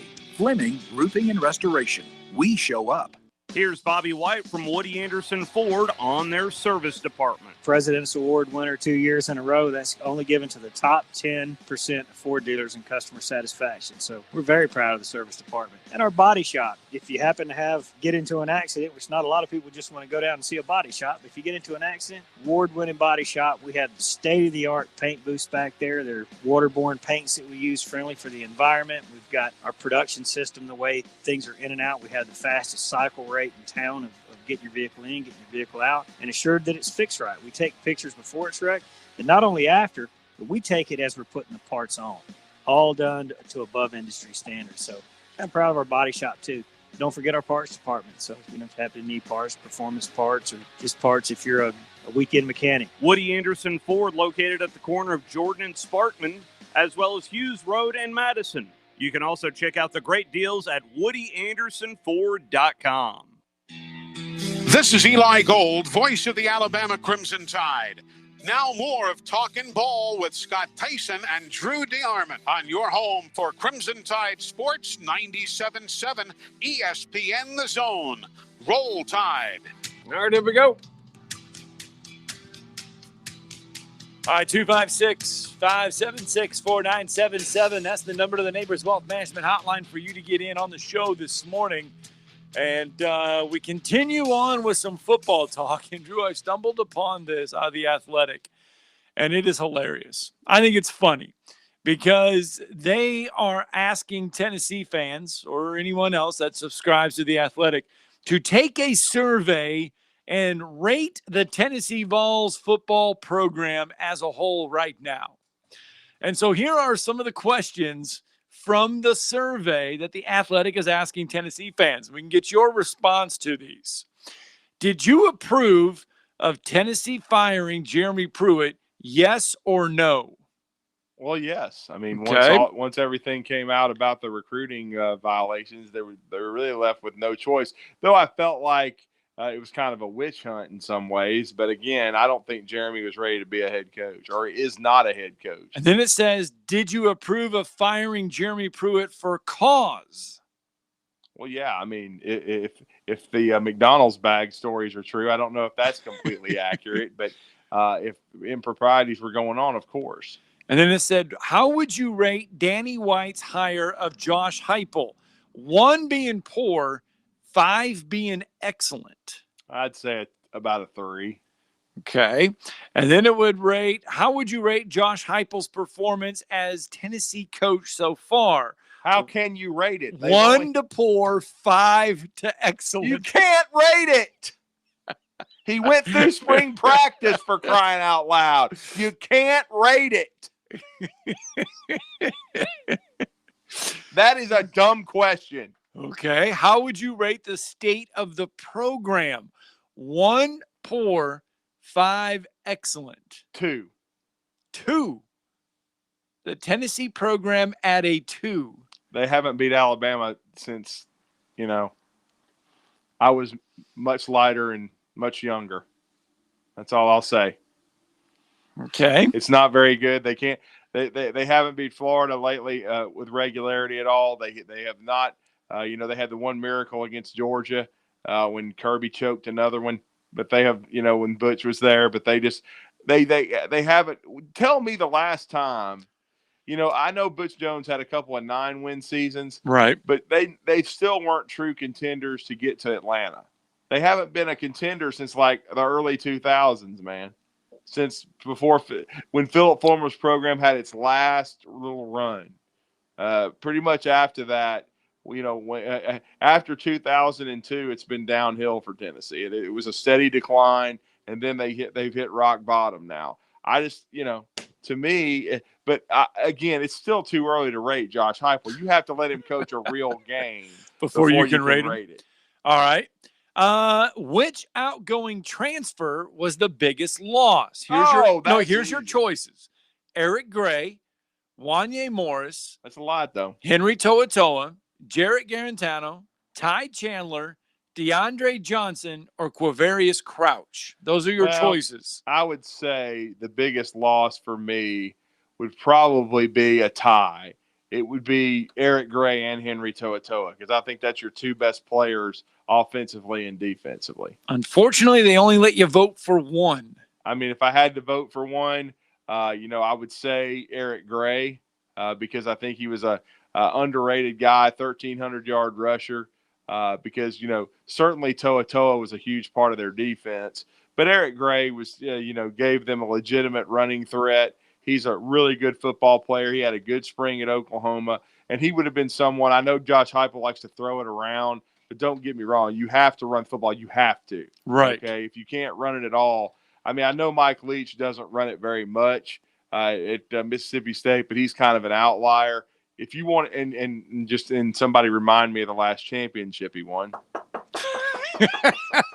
I mean, he's gone to bowl games, but I mean, I'm just saying he hasn't. Right. I'm talking about if you want to win hardware. You have to be able to run the football. Well, he won a national championship. Yeah, where? Josh Heupel did. No, I'm talking about Mike Leach, man. Oh, yes. But again, I think it would be Eric Gray, slightly over Henry To'oTo'o. All right. Josh Heupel's first few months at Tennessee have made me blank about his future at Rocky Top. Much more optimistic, slightly more optimistic, no change, slightly more pessimistic, or much more pessimistic? No change. He hasn't coached a game yet. It's not like they were already being investigated. He hadn't have anything to do with that. But you can't rate it until the season starts. All right? To me, you can't. And then there's this one here. Josh Heupel will win an SEC title at Tennessee. It's either a yes or a no is the only two choices they give Tennessee fans. Well, all I can tell you is if you have to ask me, hell no.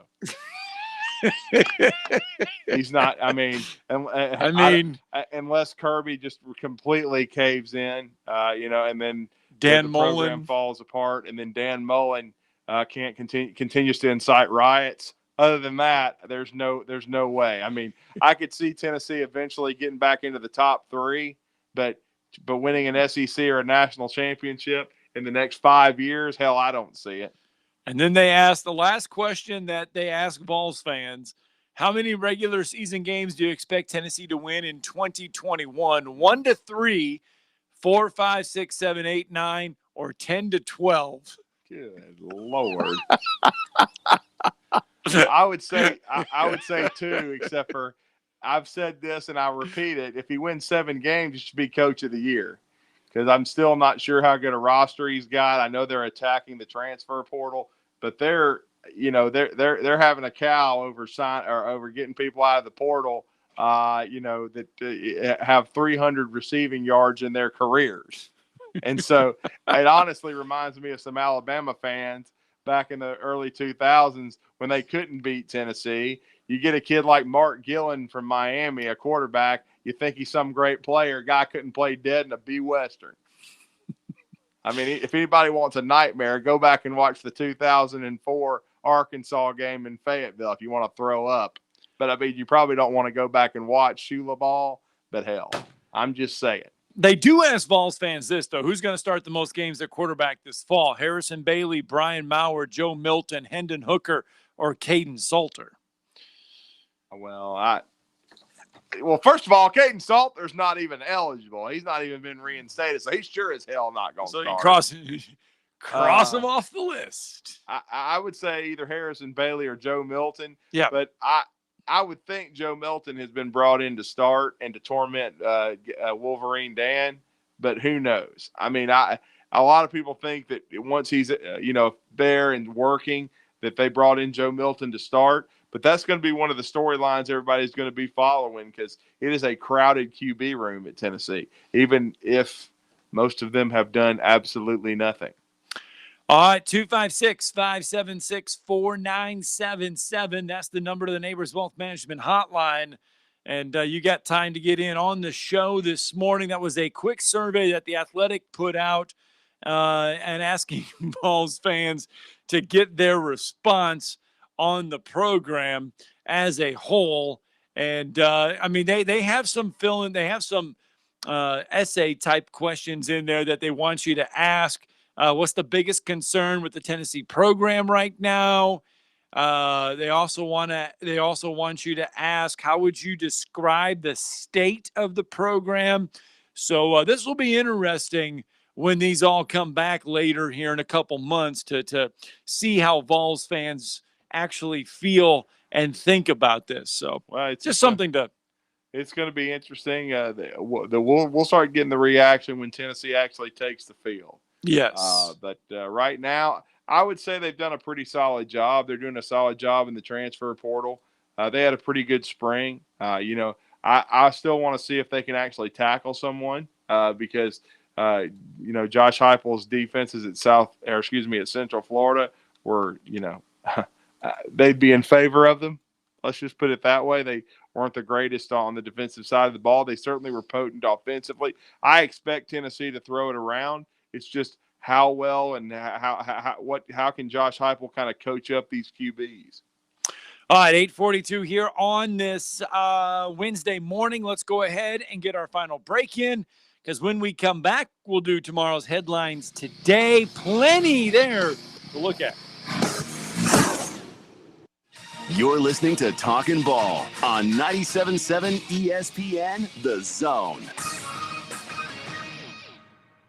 We are beginning to wind it down quickly now. Haven't picked up anything new accident-wise. Everything from earlier should be out of the way, with the possibility of Beltline and Danville indicator still being a bit of a problem, but it sounds like that they pulled it off into a parking lot. You be careful as you make the last of your trip in this morning. The Somnodent from Dr. Sandman's an easy-to-use oral device, insurance approved for sleep apnea and for snoring. 350-CARE or RandallSandlin.com. Doctor visits are important. Please don't put it off. Captain Nick in the Jordan Lane Popeyes Skywatch Traffic Center. Sitting here with Ann Adams of Berkshire Hathaway Home Services, Rise Real Estate.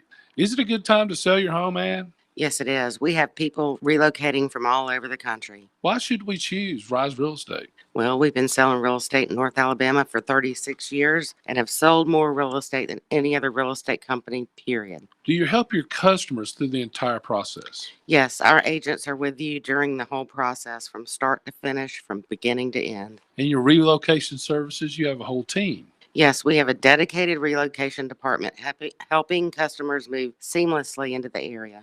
Ann Adams has been writing contracts for the last 36 years.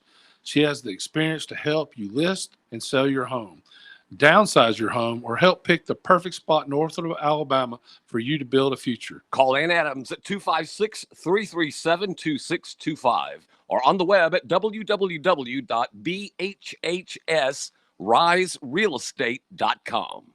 I'm attorney Gary Lackey. You know, you'll hear people say we're like a family, but here at the Lackey Law Firm, that's really true, not just a saying. I'm Justin Lackey. With my father and my sister, we have a special connection to each other. I'm Jennifer Lackey. At the Lackey Law Firm, when we take on your case, you become part of our family. You really do. And we'll always do whatever it takes to get everything you deserve. If you're injured, you worry about getting well, not about paperwork or insurance companies or figuring out how to get to your lawyer's office. I'll come to you. We worry about your case so you don't have to. When you've been injured, we know that your case is probably the biggest thing going on in your life. More important than almost anything else. And it's important to us too, for one simple reason. Family takes care of each other, and at the Lackey Law Firm, we'll take care of you. The Lackey Law Firm. The Lackey Law Family. 1-800-4-RIGHTS. No representation is made that the quality of the legal services to be performed is greater than the quality of legal services performed by other lawyers.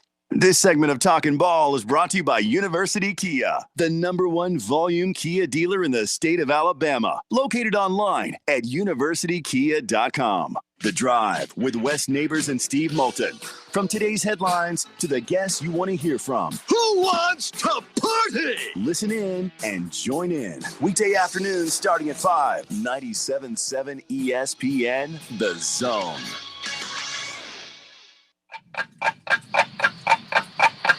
All right, here we go.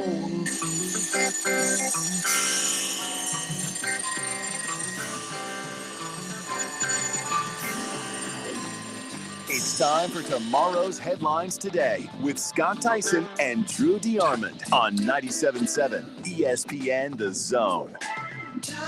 All right. If you are a fan of the NFL, Mike Detillier kind of alluded to it in our interview just a little bit ago.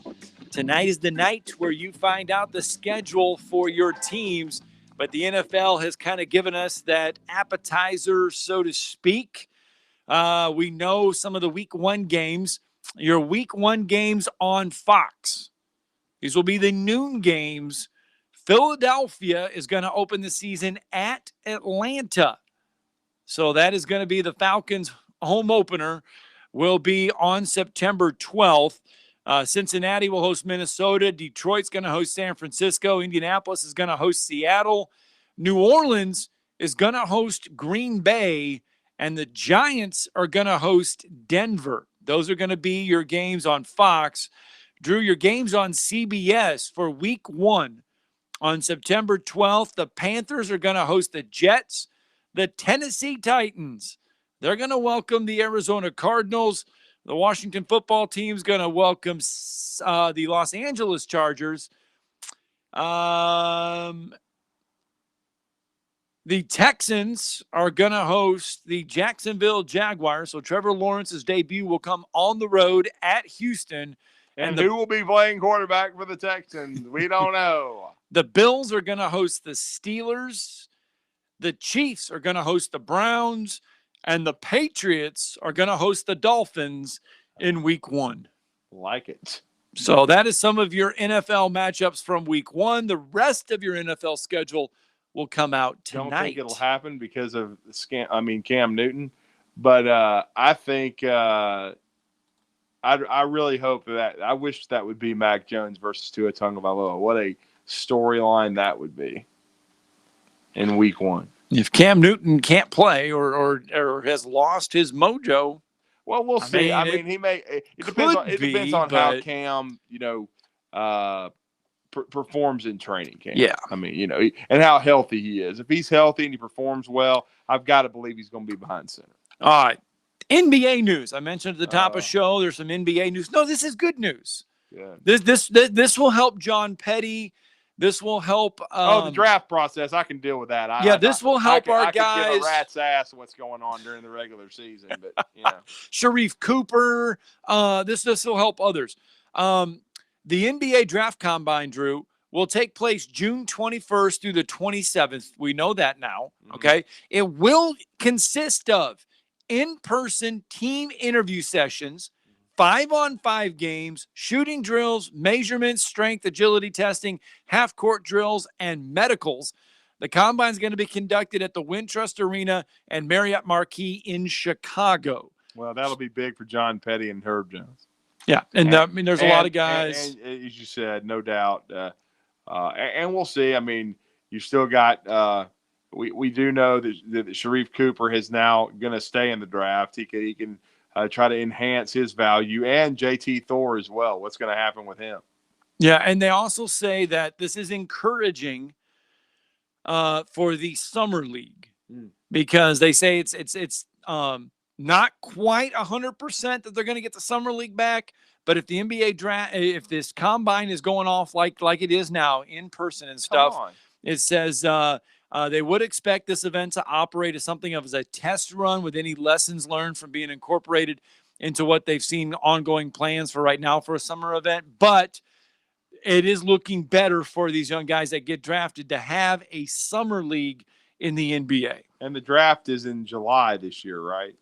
I don't know the exact date of the draft, but I know the combine will be June 21st through the 27th. Oh, it will be because again, and it's going to be in person. The combine is usually much earlier. Yes.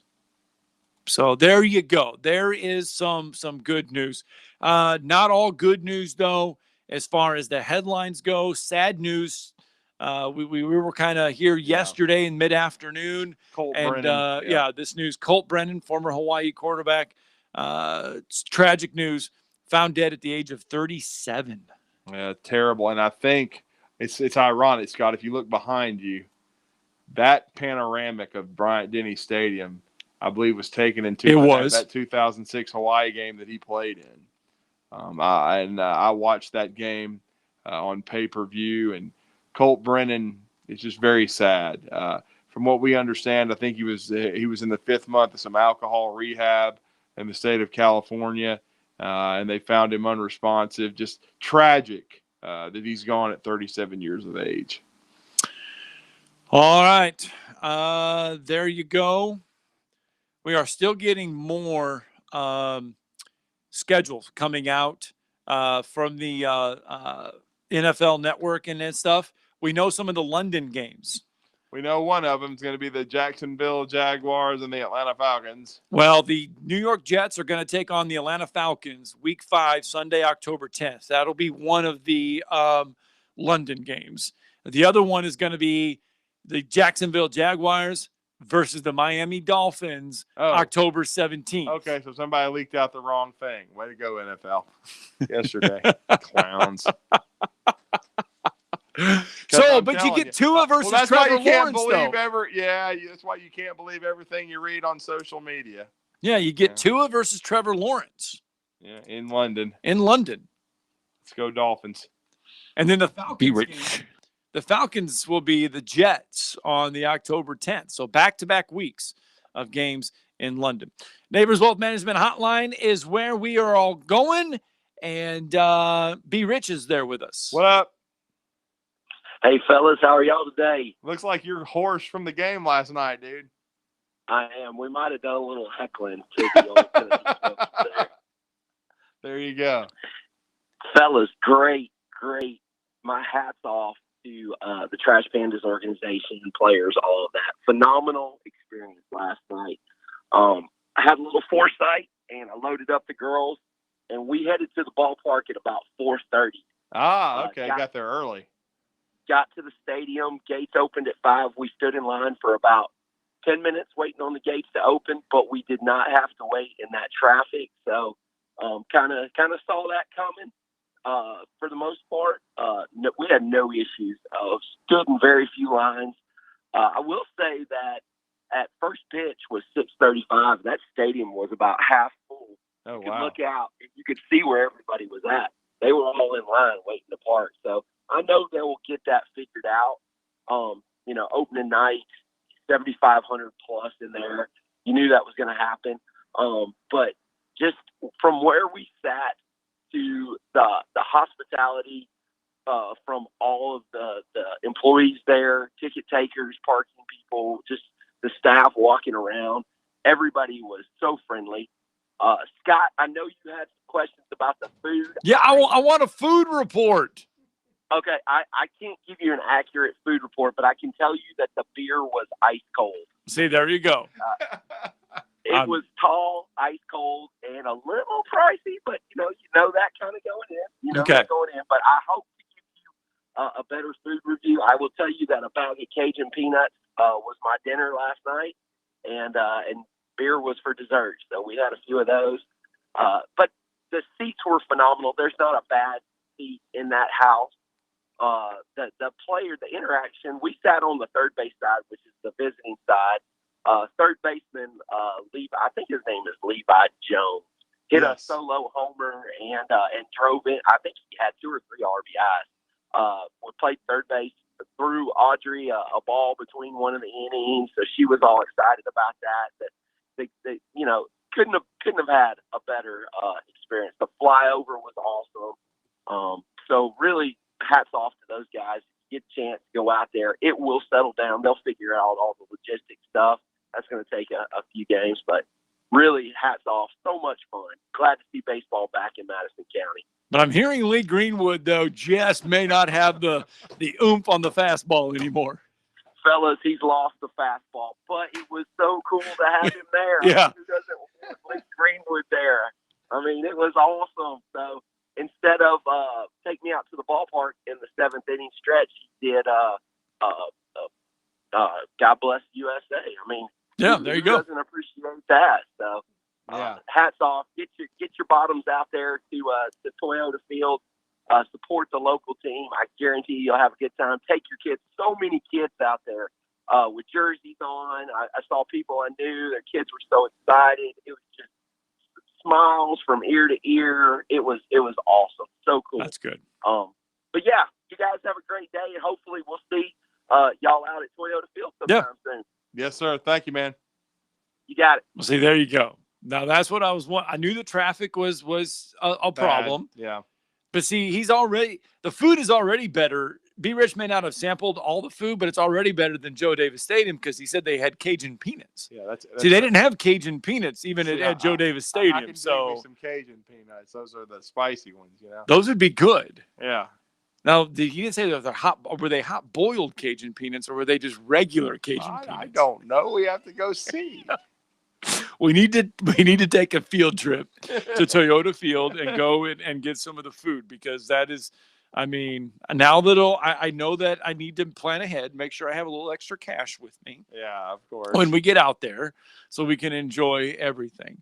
And Probably still won't spend as much as I did. Well, you went to the junkyard. The gift shop or the pro shop. Yes, pro shop, whatever, gift shop, whatever it is, and not boiled peanuts. You dropped a little bit more than a bag of peanuts. Peanuts. Yeah, I dropped 6,005. No, I didn't, but still close. It was expensive, but just to prove that we are an all-service sports news headlines, cashless whatever menu over whatever Toyota thing. Field. just so you know, Drew, and I know you've been anticipating this announcement because you are up to date and you are whatever the hip word is. Jay-Z, Tina Turner, and Foo Fighters going to be inducted into the Rock and Roll Hall of Fame. Okay, good. Great way to end the show. It's tomorrow's headlines today. Mm-hmm. Good. But we do appreciate B. Rich's firsthand report of an outstanding opening at Toyota Field. We're going to get out there. We will. A disappointing result as far as losing the ball game, but everything else looked to be a home run. Well, that's the thing. You get out there, you enjoy some food, you enjoy some company. And you know what, though? I guess it's great that they are playing at home because there's a lot of people that haven't been out to venues like this in a long time because of COVID. And you get out there, you get to be with your family, you get to be outdoors. Wait a minute. Full attendance outdoors? No mask? No mask. That's a novel concept. 20.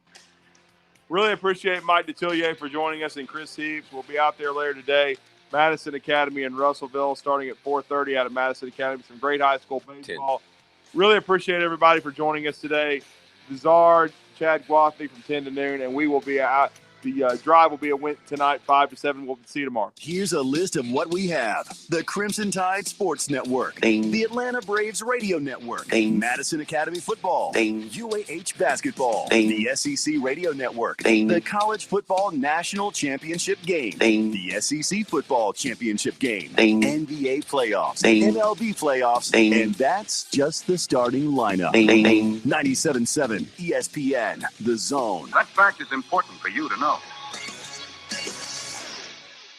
Hey folks, this is Arthur Seaton, managing partner of University Kia, here letting you know we are proud supporters of Madison Academy football. And a quick shout out to my son, Avery Seaton, number 19. Stop into University Kia today and shop our large selection of new Kias, including our all-new Telluride 8-passenger SUV, the stylish new K5, and the sporting new Seltos. Visit universitykia.com to view all our great offers and get pre-approved in minutes so you can drive home your new Kia today, because we want to see you in the Kia. Go Mustangs! WZZN, Union Grove, Huntsville, Alabama. 97.7 ESPN, The Zone. This is SportsCenter. I'm Christine Lisi. Here's what's happening. The NFL has released its Week 1 schedule for the 2021 season. It all kicks off with the defending Super Bowl champion Buccaneers hosting the Cowboys on Thursday, September 9th. First time the Bucs are in the kickoff game since it was introduced in 2002. Monday Night Football starts with the Ravens and Raiders in Vegas on September 13th. The entire 2021 schedule released at 8 Eastern tonight on ESPN2, ESPN Plus, and the NFL Network. NBA, Lakers big man Anthony Davis uncertain tonight against the Rockets because of a strained groin. LA hopes to have LeBron James return after missing 5 games rehabbing his high ankle sprain. For the ones who get it done, Grainger offers supplies and solutions for every industry. 24/7 support, free access to product specialists, and experienced staff at over 250 local branches. Call, click Grainger.com, or just stop by.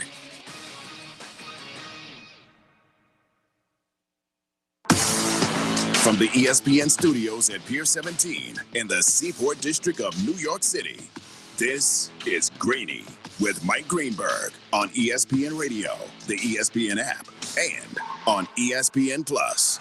Back and better than ever, Greeny presented by Progressive Insurance. Guests on the Goodyear Hotline on the menu today. An old-fashioned Hollywood thriller goes right to the buzzer.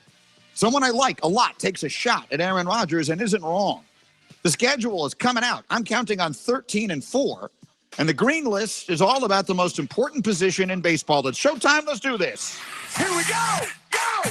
Only one place to start. Finding the one place.